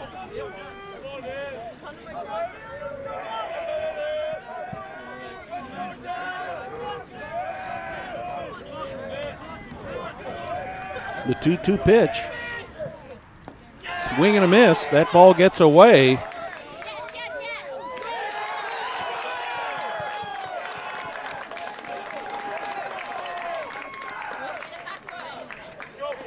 So Addison gets credit for a strikeout, but Cunningham takes first on the pass ball. So the Greyhounds have got the bases loaded now. Third baseman Adam Buczkowski. Adam Buczkowski steps in. He struck out twice so far tonight. That's a foul ball. 0-1.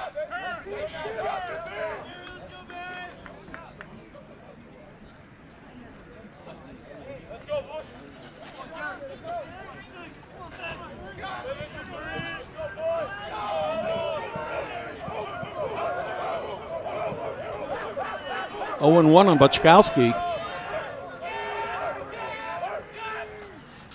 That one's outside. Nowhere to put him.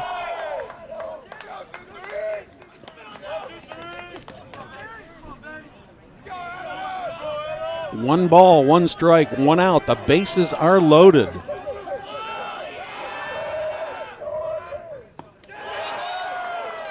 Two and one.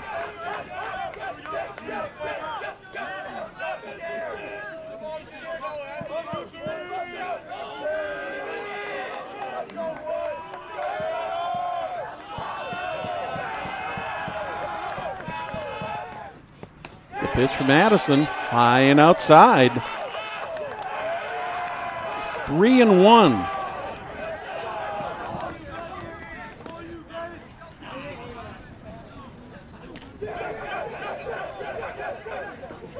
Three balls and a strike. And Adam Buczkowski, the third baseman for the Greyhounds. Cunningham is on first. Nathan Williams is on second. Griffin Wolf on third.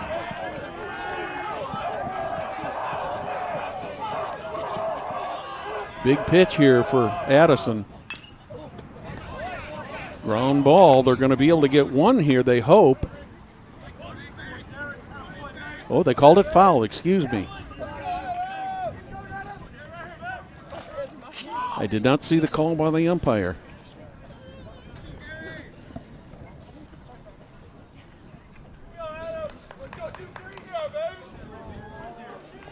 Full count. Bases loaded. Top of the sixth, 1 out.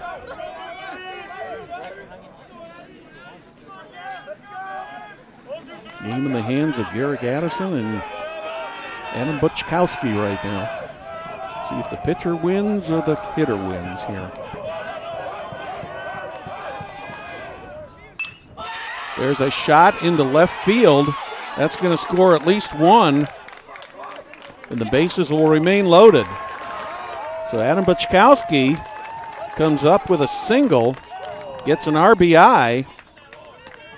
Second hit of the inning, first run of the night for the Carmel Greyhounds, and they've still got the bases loaded with 1 out. Cam Carmichael steps in.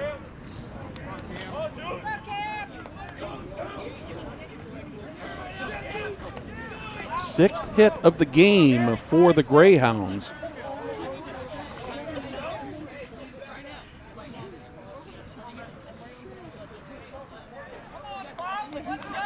Thought for a moment there they may end up second baseman number 2, Cam Carmichael. Sending Nathan Williams.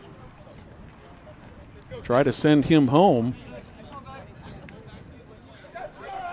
And we have a pinch runner going over to first base. That's going to be Drew Fouts. He's going to run for Bukowski.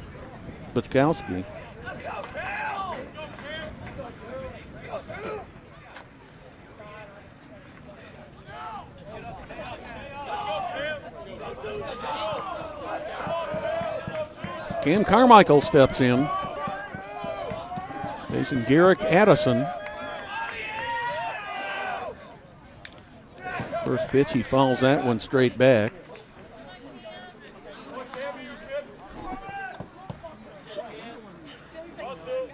Greyhounds finally get on the board here in the 6th. Threatening to put some more runs out here. One down, top of the 6th. Bases are loaded.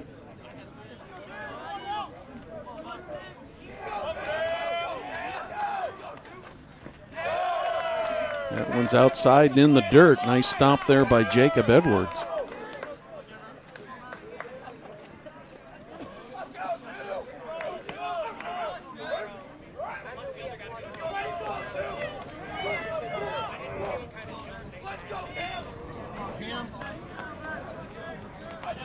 One ball, one strike, one out. Carmichael the batter. That one's a little bit low, 2-1.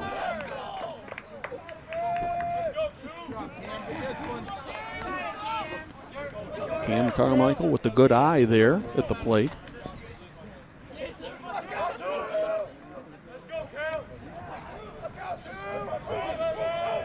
The 2-1 pitch from Addison. That one's fouled back, evens up the count. 2 balls, 2 strikes. Carmichael reached on a walk his first time up. Grounded the second baseman in the last inning to open up the last inning.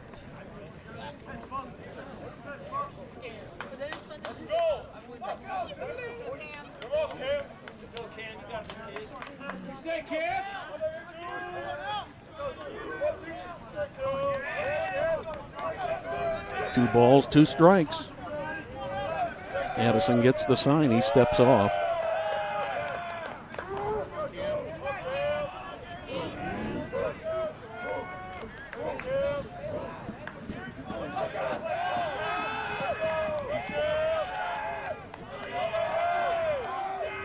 The 2-2 pitch. Hot shot just beyond Kazmersky. And that's going to tie up the game. And a quick throw over to third, but Greyhounds are back in time. So on that particular play, Nathan Williams scores. Cam Carmichael will be on first with a base hit.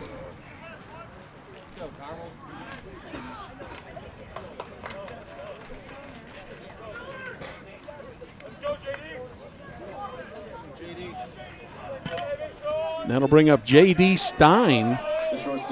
Still 1 out. That one's outside. We're tied up at 2.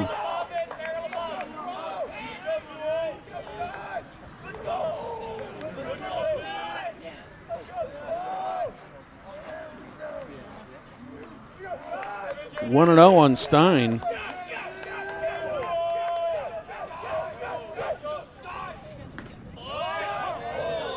Evens up the count, 1 ball, 1 strike. Stein struck out in the 3rd. Grounded to 3rd in the 5th.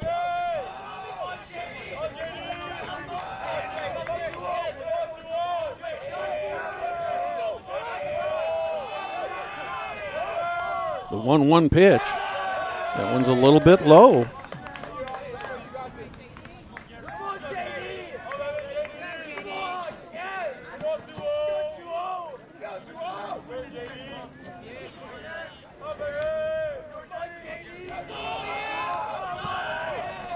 The 2-1 pitch from Addison on the way. That one hits the outside corner, evens it up at 2-2.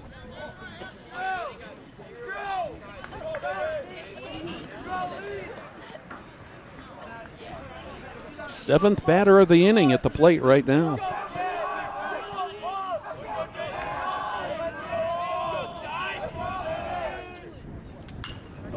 That one's fouled off to the right side.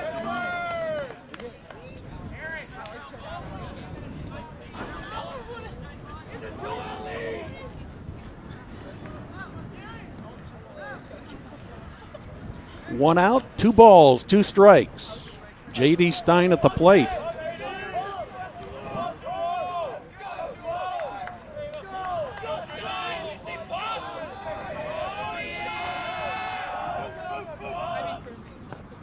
Swing and a miss.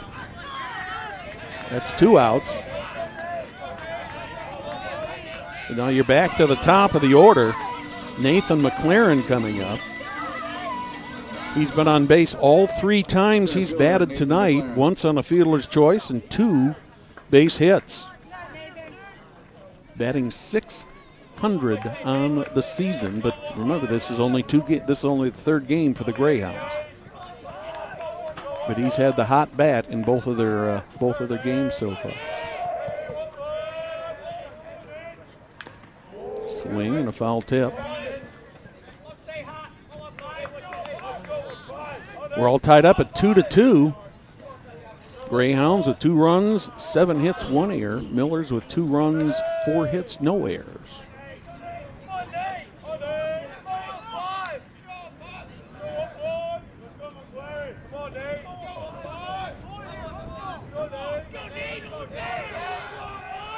Addison ready. McLaren ready. One's a little bit low. McLaren is the 8th batter here to come to the plate here in the 6th inning for the Greyhounds.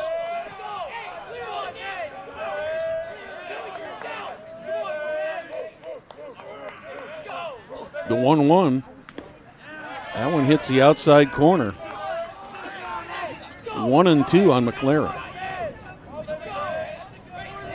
Miller's needed out here.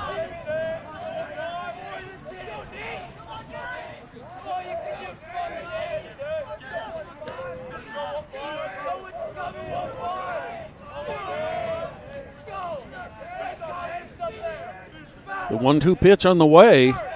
That one gets away. Is there going to be a play at the plate? No, there is not. All 3 of the runners advance, and the Greyhounds have taken a 1-run lead.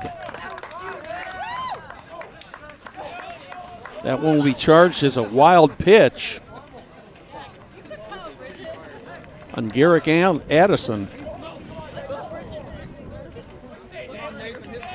So 2 balls, 2 strikes, 2 outs, 2 runners on. Addison about to throw his 28th pitch of the inning.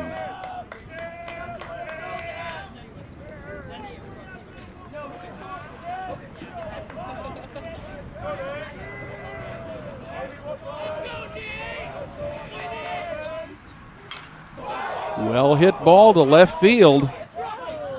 Corbett goes after it. It's a fair ball right in the corner. That's going to score 2. And McLaren is on base with his 3rd hit of the night in 2 RBIs. And it's been a 4-2 lead now. Or they're a 5-2 lead for the Greyhounds.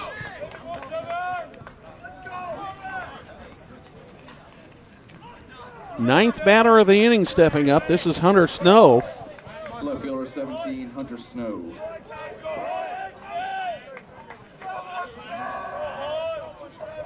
Four hits so far in this inning.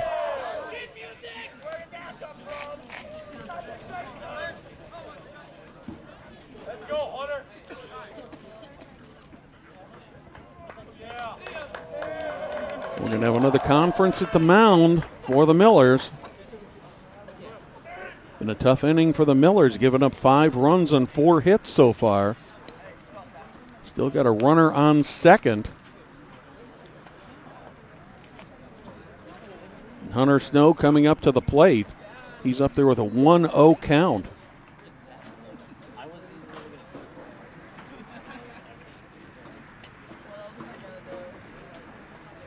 Miller started the top half of this inning with a 2-0 lead. They've given up 5 runs on 4 hits so far here in the 6th inning. Miller still continue to talk it over. The meeting of the minds is over. Nathan McLaren trots back to second base for the Greyhounds. Hunter Snow steps back up to the plate with a 1-0 count.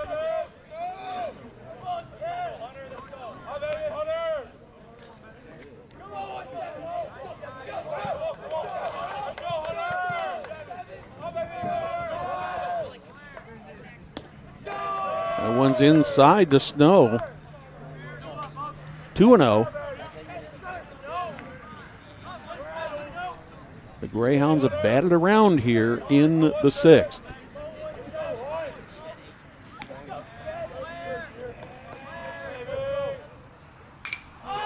That one's going into the gap, unless it's caught.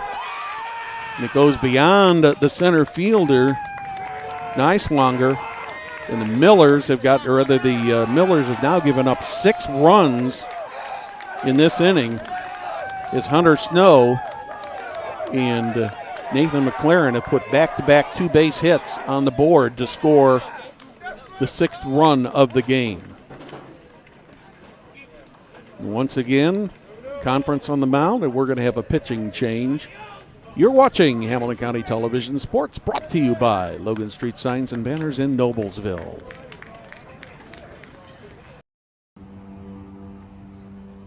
Can I help you? Yeah. I'm looking for Logan Street Signs and Banners. You found us. But this ain't Logan Street. We moved 22 years ago. You're telling me that Logan Street Signs and Banners isn't on Logan Street anymore? Exactly. So what are you saying?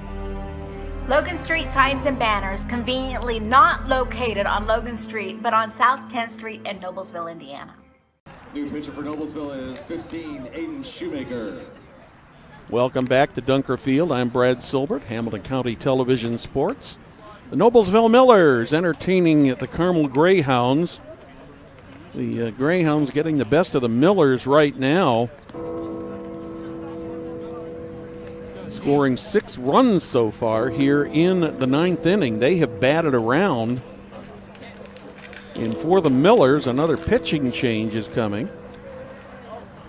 To the mound now will be number 15, Aiden Shoemaker.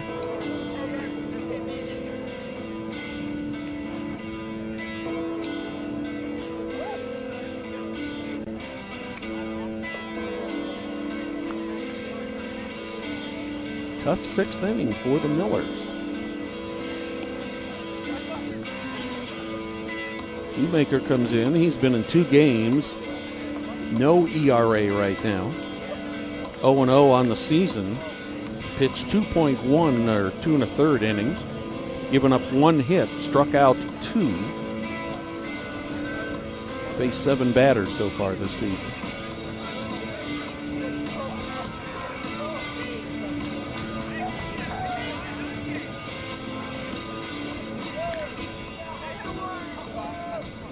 So the man who started it all out,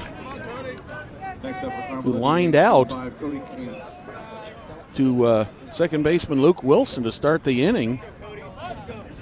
Back up at bat once again. This is Cody Kantz.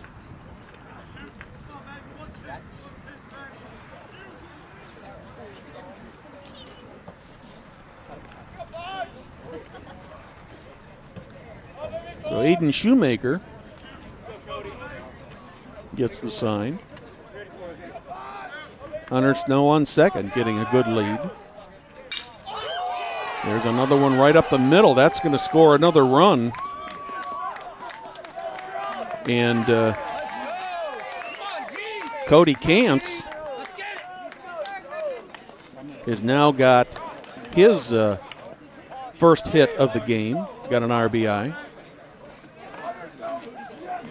7-2 now in favor of the Greyhounds. Fifth hit in the inning.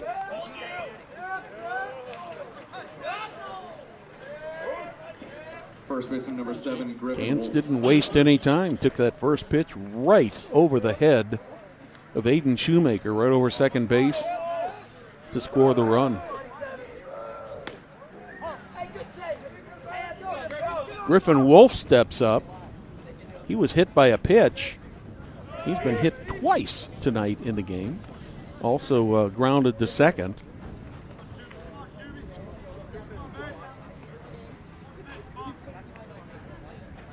The 0-1 pitch outside. Evens the count up, 1 ball, 1 strike.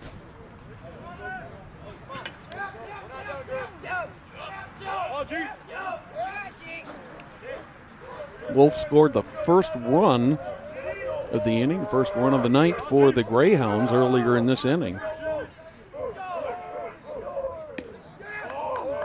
That one's a little inside. 2-1 now on Griffin Wolf.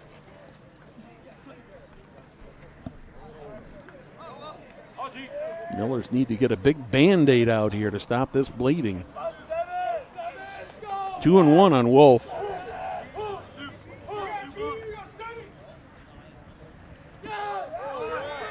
That one gets away from Jacob Edwards, and Cody Cantz is now in second base. He took off with the pitch, so he'll be credited with a stolen base. 3 balls and a strike on Griffin Wolf.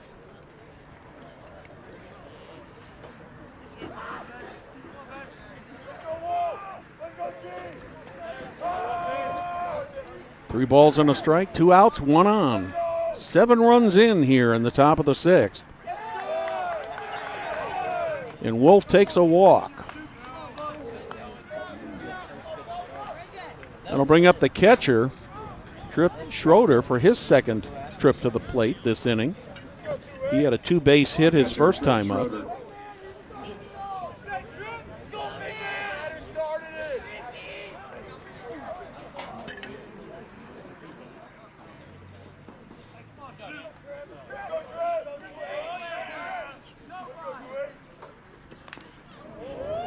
Swinging a foul ball. Miller's pretty much had things on cruise control during the first 5 innings of this game. They gave up 4 hits through 5 innings.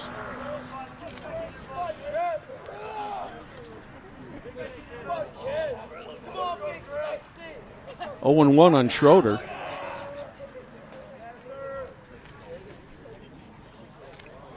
He steps out. Jacob Edwards goes out to the mound to have a word with Aiden Shoemaker.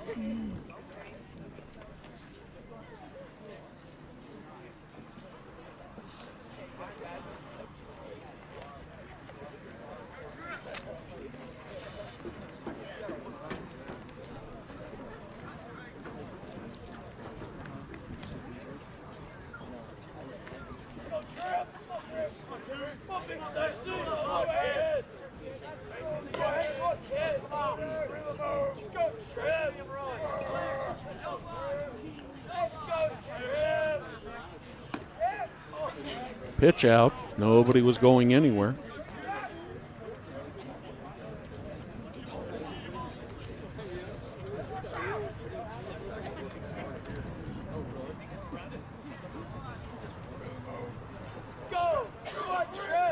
One and one is the count.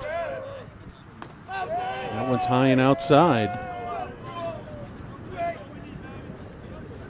Miller pitchers just having trouble hitting the strike zone this inning. And when they do get it into the strike zone, the Greyhounds have just taken advantage of it and pounded the ball.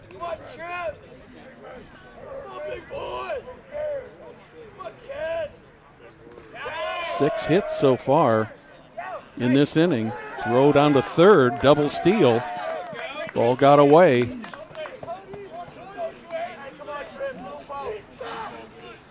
And now The Greyhounds have 2 more runners in scoring position.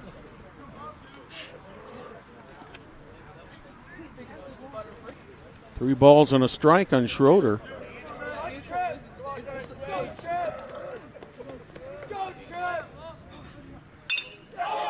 And that's going to be in there. That's going to score 2 more runs. Solid hit to right field for Schroeder.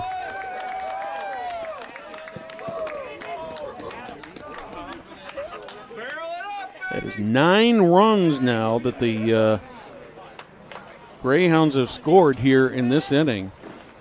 And that brings the coaching staff back out for the Millers. We're going to have another pitching change here.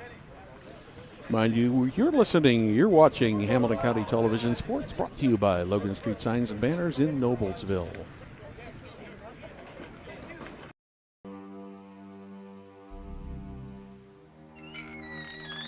Can I help you? Yeah, I'm looking for Logan Street Signs and Banners. You found us. But this ain't Logan Street. This is South 10th. We moved 22 years ago. Well, how come you didn't change the name? That would have just confused people. Well, actually, South 10th is Allisonville, if you're from Fishers. Well, before that it was 37A, and before that it was State Road 37. So you're telling me that Logan Street Signs and Banners isn't on Logan Street anymore? It's actually on South 10th. That's Allisonville and Fishers. And before that it was 37A and 37? So you got that straight? Logan Street Signs and Banners conveniently not located on Logan Street, but rather South 10th Street in Noblesville. Exactly. Welcome back to Dunker Field. Through 5 innings, the Millers were cruising with a 2-0 lead, and then all of a sudden come here in the 6th inning. The Greyhounds have put 9 runs across the plate so far in this inning. And it still isn't over yet. 2 outs. Josh Kern is moving from first base. He's going to be pitching for the Millers. He's made 1 appearance so far this season. Pitched 2 innings. Given up no hits, no runs. Has not walked a batter. Struck out 3. The Millers are just in big need of an out here.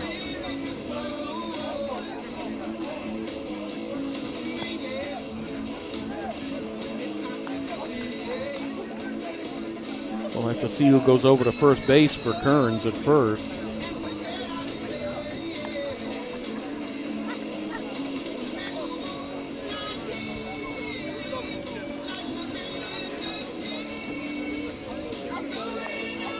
Keegan Speak is going to first base.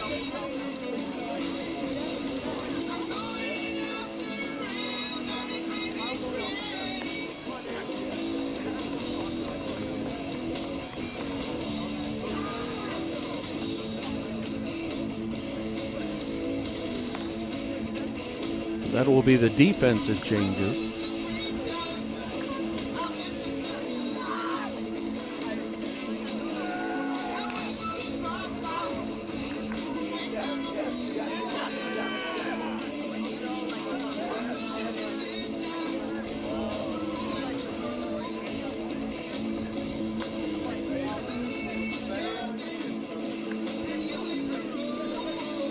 So we're just about ready to go again. Here in the top of the 6th, which seems like it's been a long inning, to say the least. Next up for Carmel, the right fielder, Dan Cunningham. Dan Cunningham comes to the plate for his 2nd appearance of the inning.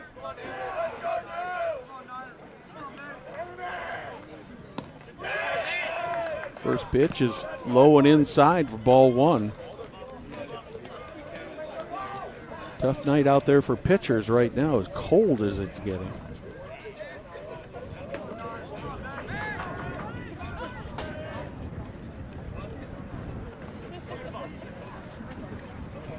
Nathan Williams is back as the courtesy runner over at first once again.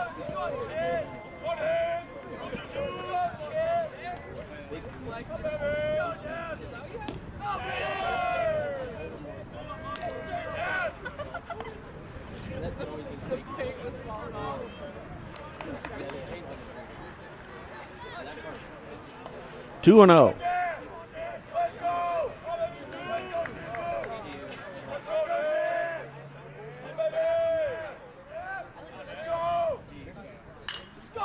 High fly ball out there to left field. Can Corbett get over there and get it? It's a fair ball. It just dropped inside the fair line, and Nathan Williams came all the way around from first base to score. Another RBI for Cunningham, and he'll end up on second base.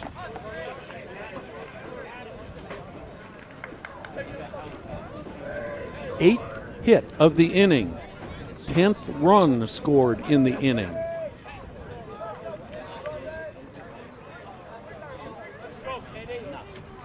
We have a pinch hitter coming in for the Greyhounds.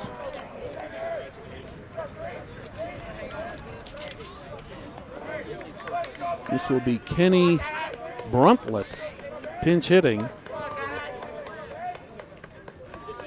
Pinch hitting is 33, Kenny Bruntlett.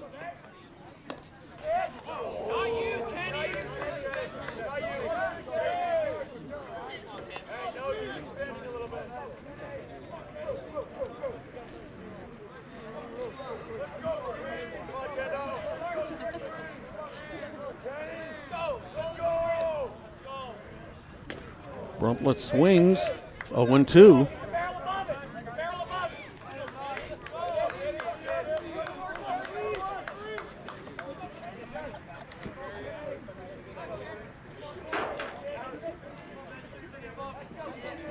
The 0-2 pitch. That one's fouled back toward the left side. Still 0-2.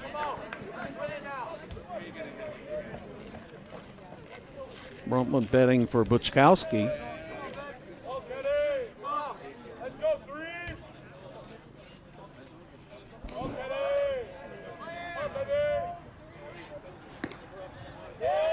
Just a little bit outside.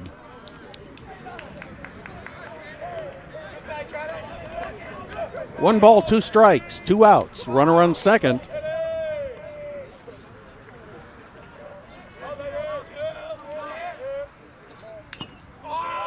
Foul. Still 1-2.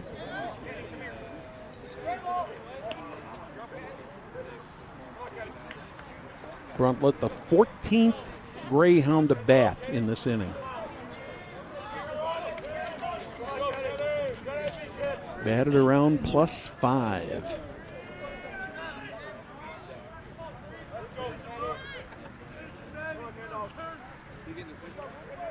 The pitch from Kern, a little bit low, evens up the count. 2 balls, 2 strikes.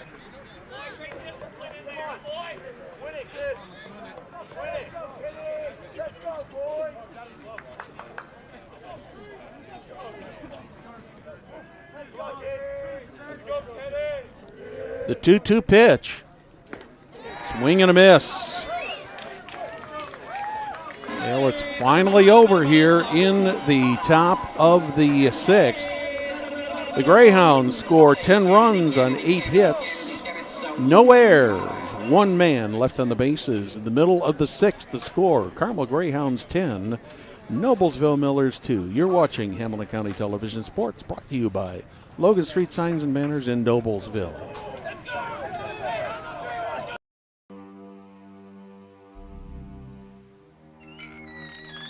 Can I help you?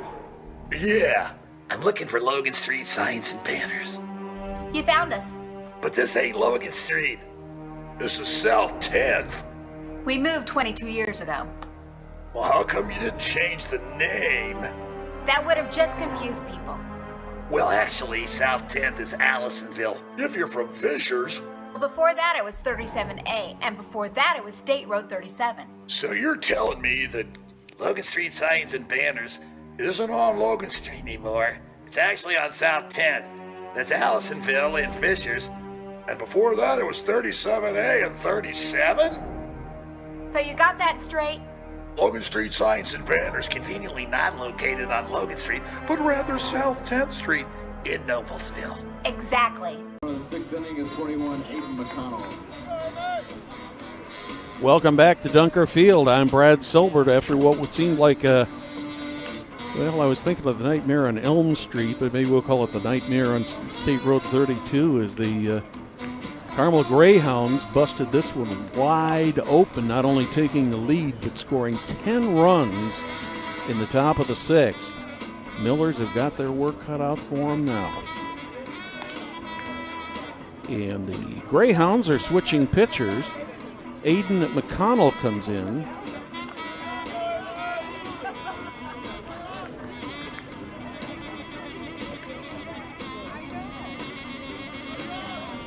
So the Millers will send Josh Kern to the plate first.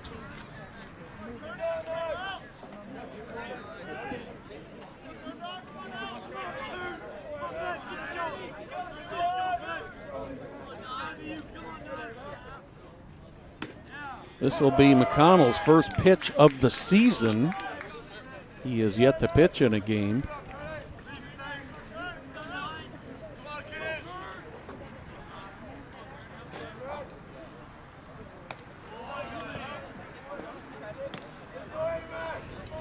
Two and 0 on the leadoff batter, Josh Kern.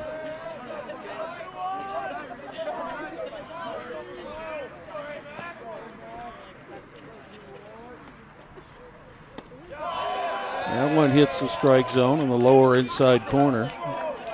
2 balls and a strike on Kern.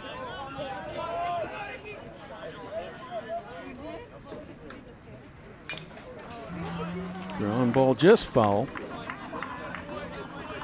Just outside the third baseman.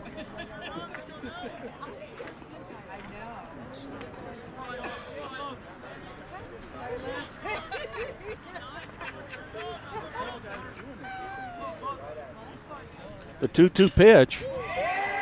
That's popped up. Is that going to be caught? No, it drops in there.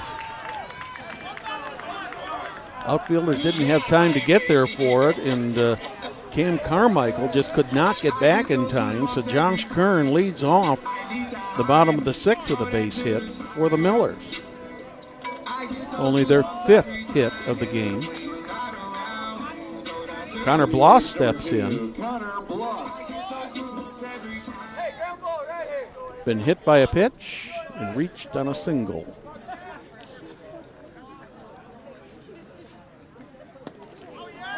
That one's a little bit low.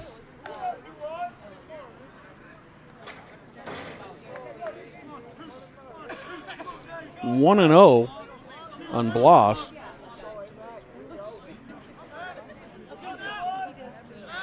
Throw over to first. Kern back in plenty of time.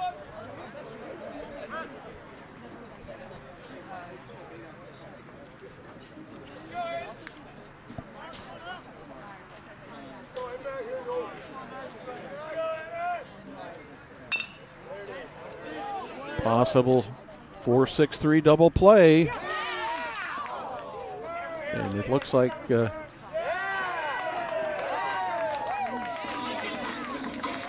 both runners are being called out, and they're calling interference on Josh Kern as he went into second base. So quickly, there's 2 outs. That brings up Jacob Edwards, the catcher.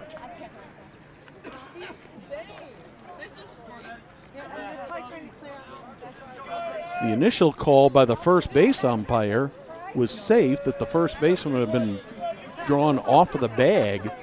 But then the home plate umpire came out and immediately called the interference. 2 outs here in the bottom of the sixth, a 10-2 lead for the Greyhounds. All the runs have been scored in 2 innings. Miller started it out in the bottom of the second with 2 runs. Top of the sixth was just an avalanche of runs for the Greyhounds, and they put 10 across. That one's a little bit high, makes it 3-1 on Jacob Edwards.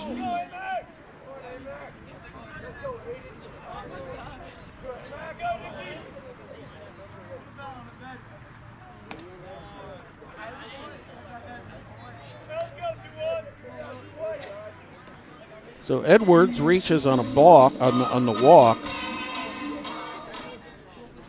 That'll bring up second baseman Luke Wilson. Second baseman Luke Wilson. And we are going to have a pinch runner. Courtesy running at first for Edwards is number 3, Elijah Bowers. Elijah Bowers will be the courtesy runner.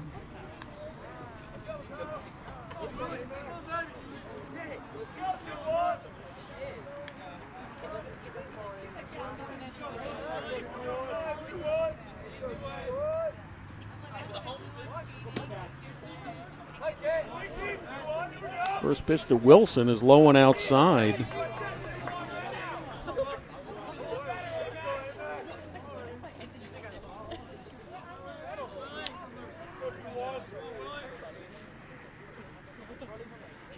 The 1-0 pitch. A little bit outside.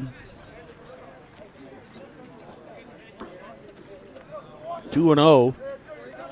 And second baseman Luke Wilson.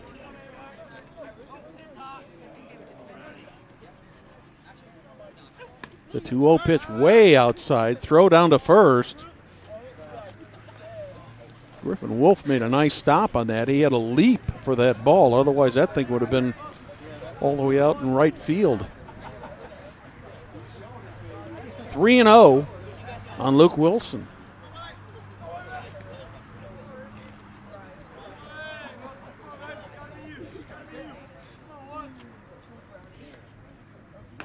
That one's way outside. Wilson's on a board on a walk. Second straight walk by Aiden McConnell. That'll bring up Drew Neischwanger. Center fielder number 5, Drew Neischwanger.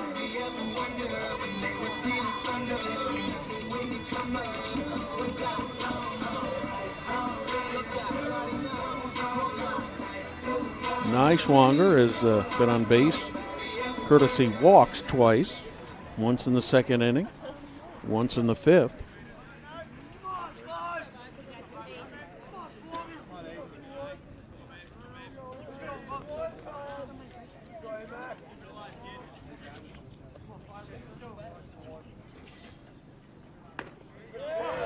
There's a strike for McConnell.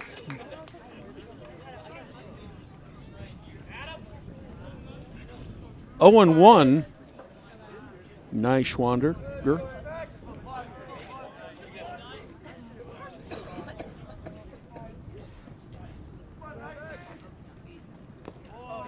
That one gets away momentarily from Schroeder, but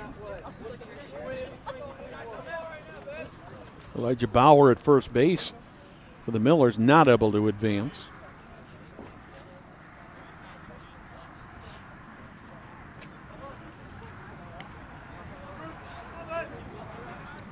One count, 2 outs and 1 on.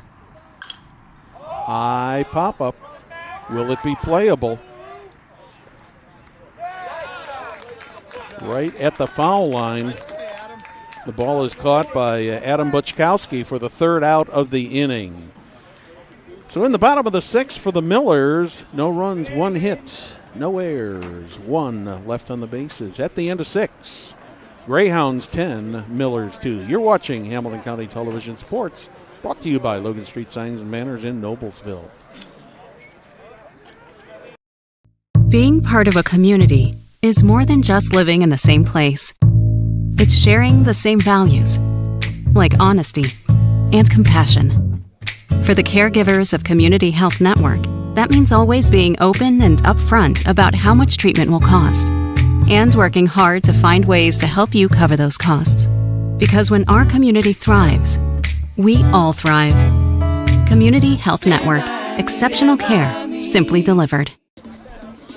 Welcome back to Dunker Field. I'm Brad Silbert, along with producer-director Jim Wofford. Camera operators tonight and the rest of the technical staff, the world-famous Lacone brothers. Had both of them here for a while, August and Lucas. Like to thank those guys for the great job that they have done getting everything all set up and giving us a beautiful high-definition broadcast. Don't forget, coming up Monday, we'll see Carmel at Westfield baseball. Perry Williams will have that game for you. Coming up Tuesday, Franklin Central comes to Noblesville for softball. So we got a lot of action coming up here in the next couple days here on Hamilton County Television Sports. Thank you for joining us. Great to have you with us tonight.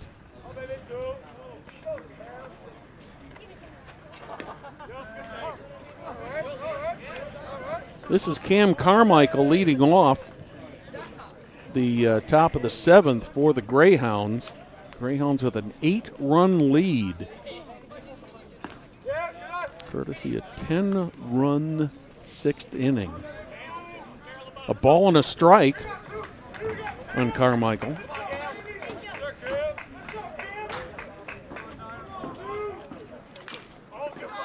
That's a bouncer to third. Just out of the range of Bryce Riggs. He just couldn't get his glove down it on time. That was almost hit like a bunt.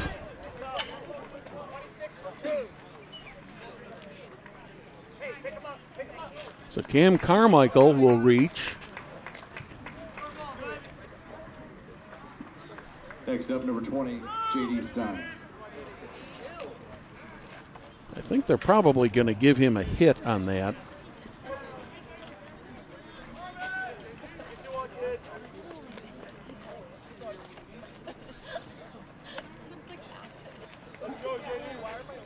Tyler Walkie is the pinch runner at first base.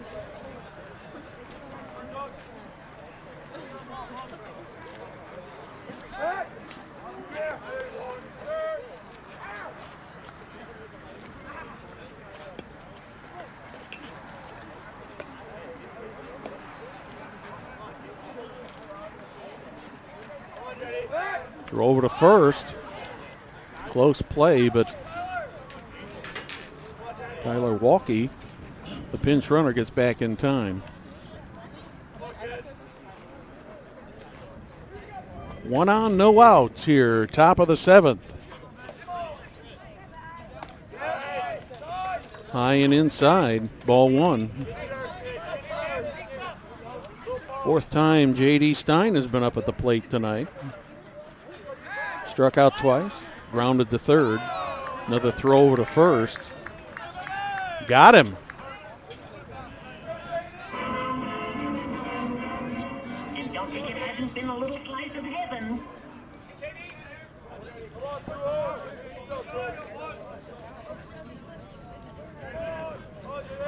The 1-0 is a little bit high.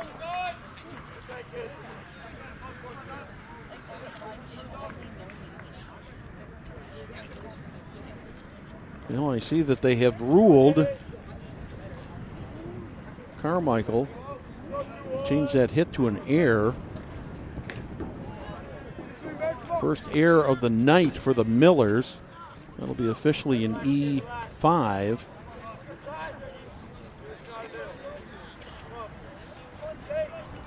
The 2-1 pitch to Steen.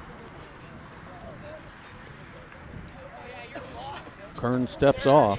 He's back.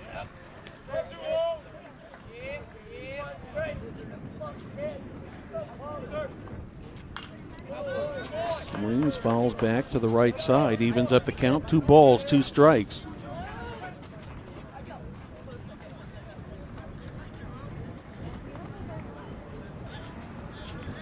Stein on his 4th at bat of the evening.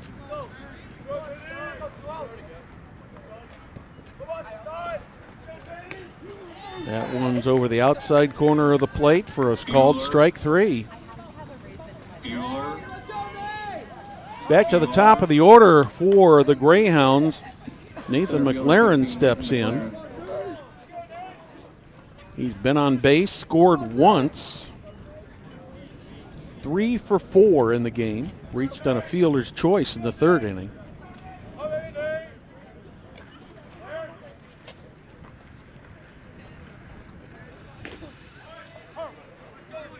Kern seems to have found his groove now.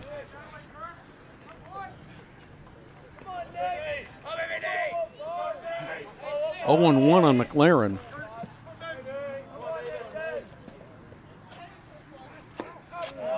Off speed, misses. Evens it up 1-1.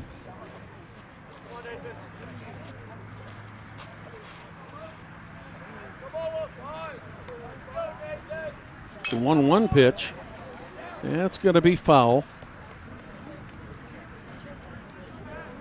Makes it 1 ball, 2 strikes. On Nathan McLaren, center fielder.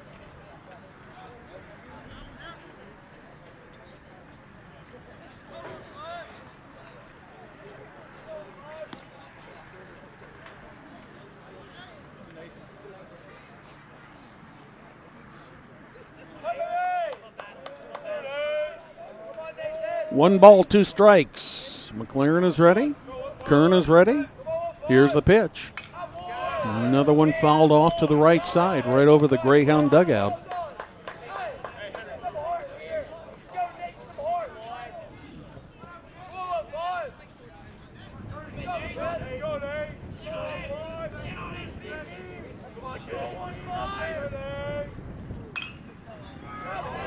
Another cut there to the right. Still 1-2.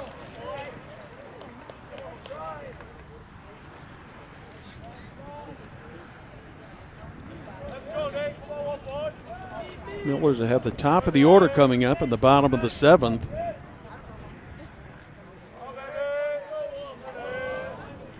The 1-2 pitch. A little bit low, evens it up at 2-2.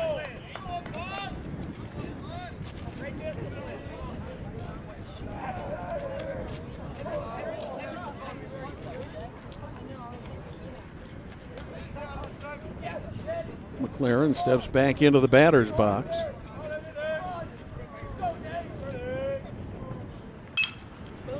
Bouncer to short. Throw across. I think he had that beat out.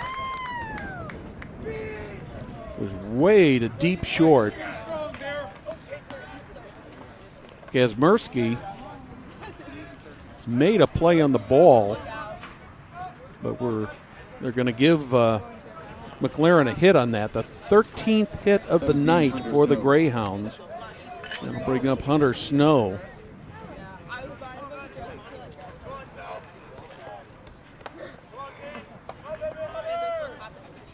Snow is 3 for 4 in this game.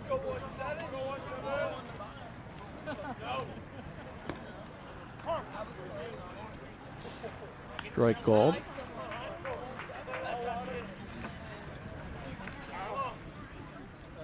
Greyhounds starting off the season with their 3rd game of the season. All 3 of them have been on the road.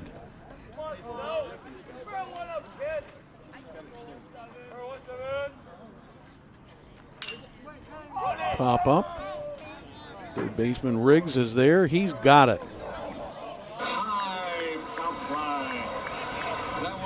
So in the top of the 7th for the Greyhounds. No runs, 1 hit, 1 error, 1 left on the bases in the middle of the 7th. It's Carmel Greyhounds 10, Noblesville Millers 2. You're watching Hamilton County Television Sports, brought to you by Logan Street Signs and Banners in Noblesville.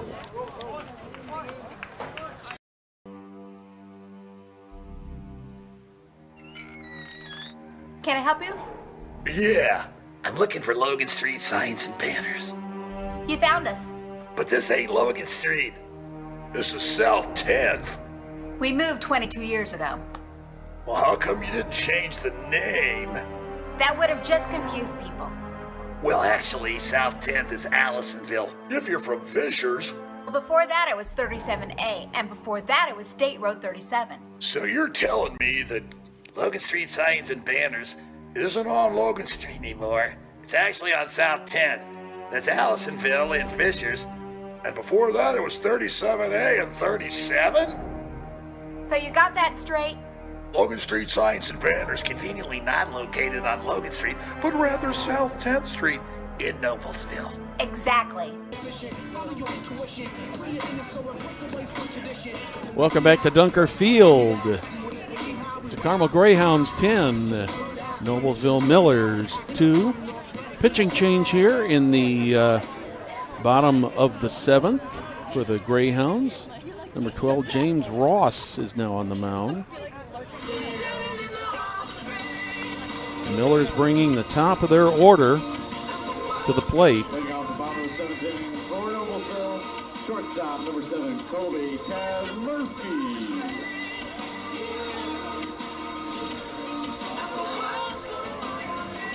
Colby Kazmersky steps in to start the 7th for the Millers.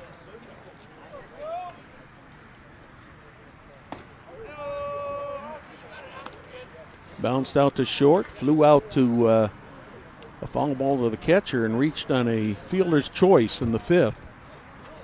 1-0. 2-0.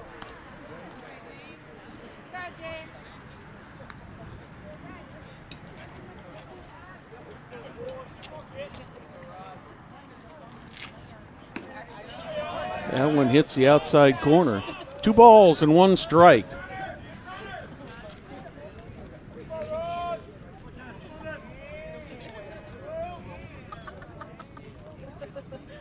A little bit outside, 3-1.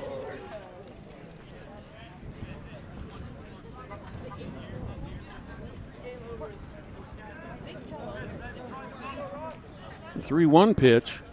That one hits the lower outside corner, makes it a full count.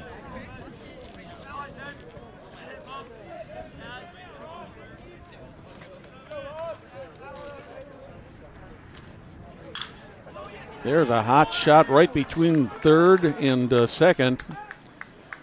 And Colby Kazmersky leads off the 7th with a base hit.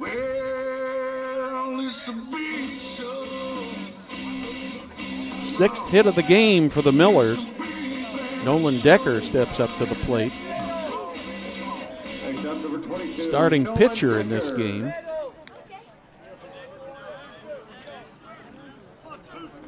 Now playing right field. Takes the first pitch, called strike 1.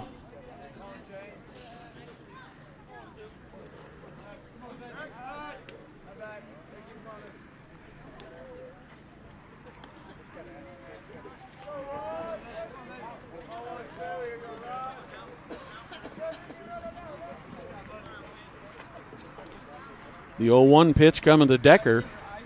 That one's fouled off to the left. 0-2.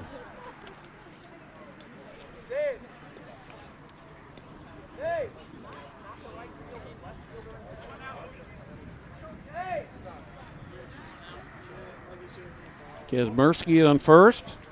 Decker at the plate. A little bit high, 1 ball, 2 strikes.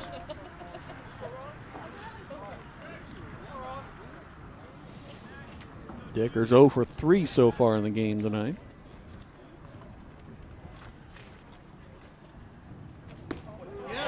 Right over the outside corner. Called strike 3. Next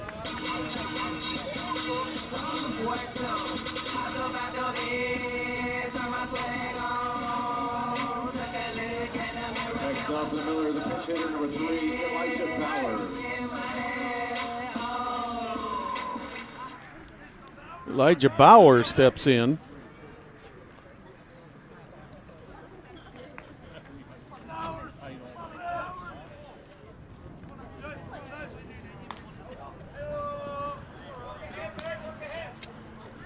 One ball, no strikes.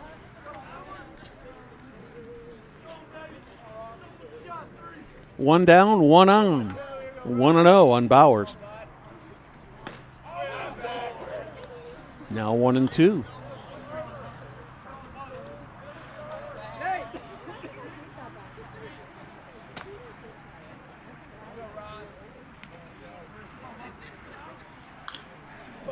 popped up. Out of play. 1 ball, 2 strikes.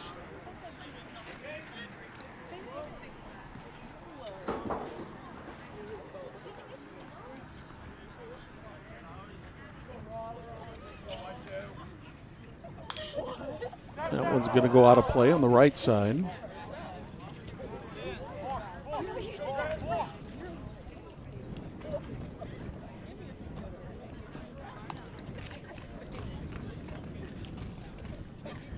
One ball, 2 strikes on Elijah Bowers.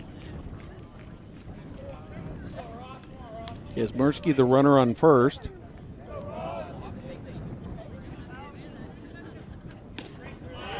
Strike 3 called. Beautiful pitch. Knee high right down the center of the plate. 2 down. That'll bring up Bryce Riggs. Third baseman number 4, Bryce Riggs. Hey, spin middle to left side.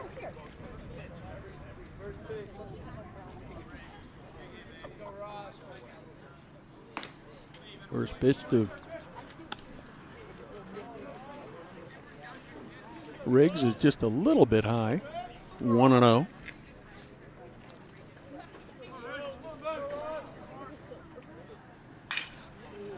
That one's going to go into the gap. Nobody's going to get to that. And Bryce Riggs reaches with a base hit. Second hit of the inning. Moves Kazmersky over to second. Brings up Josh Kern. Kern is 1 for 3 tonight. The pitcher number 9, Josh Kern. Flew out to the center fielder. Also bounced out to the pitcher. Had a base hit in the 6th. That one's foul, going right back toward the flagpole. Up there on the ridge where one of our cameras is setting.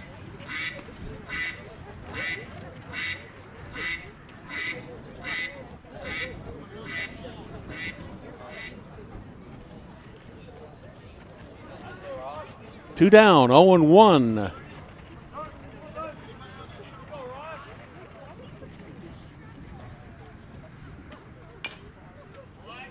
Bounce or foul. 0-2 now on Josh Kern.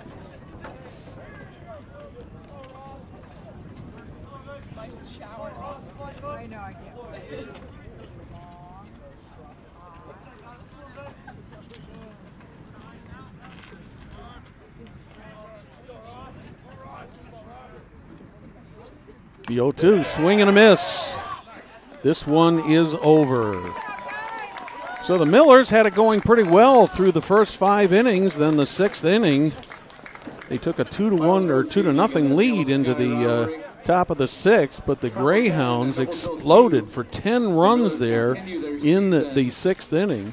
Final score, the Carmel Greyhounds, 10 runs, 13 hits, 1 error. Noblesville Millers, 2 runs, 8 hits, and 1 error.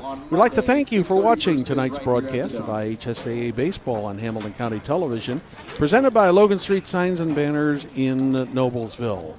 We'd also like to thank our other great sponsors, Noblesville Trophies, Gaylor Electric, Chuck Goodrich, President and CEO, Community Health Network, Hamilton County Tourism, Church, Hiddle and Antrim, Jamie Carmesino, Carpenter Realtor, Blades Audio Video Security, Schwartz Bait and Tackle, Wofford Theater Summer Movies, and the Hamilton County Reporter. From Dunkerfield, I'm Brad Silbert. Good night.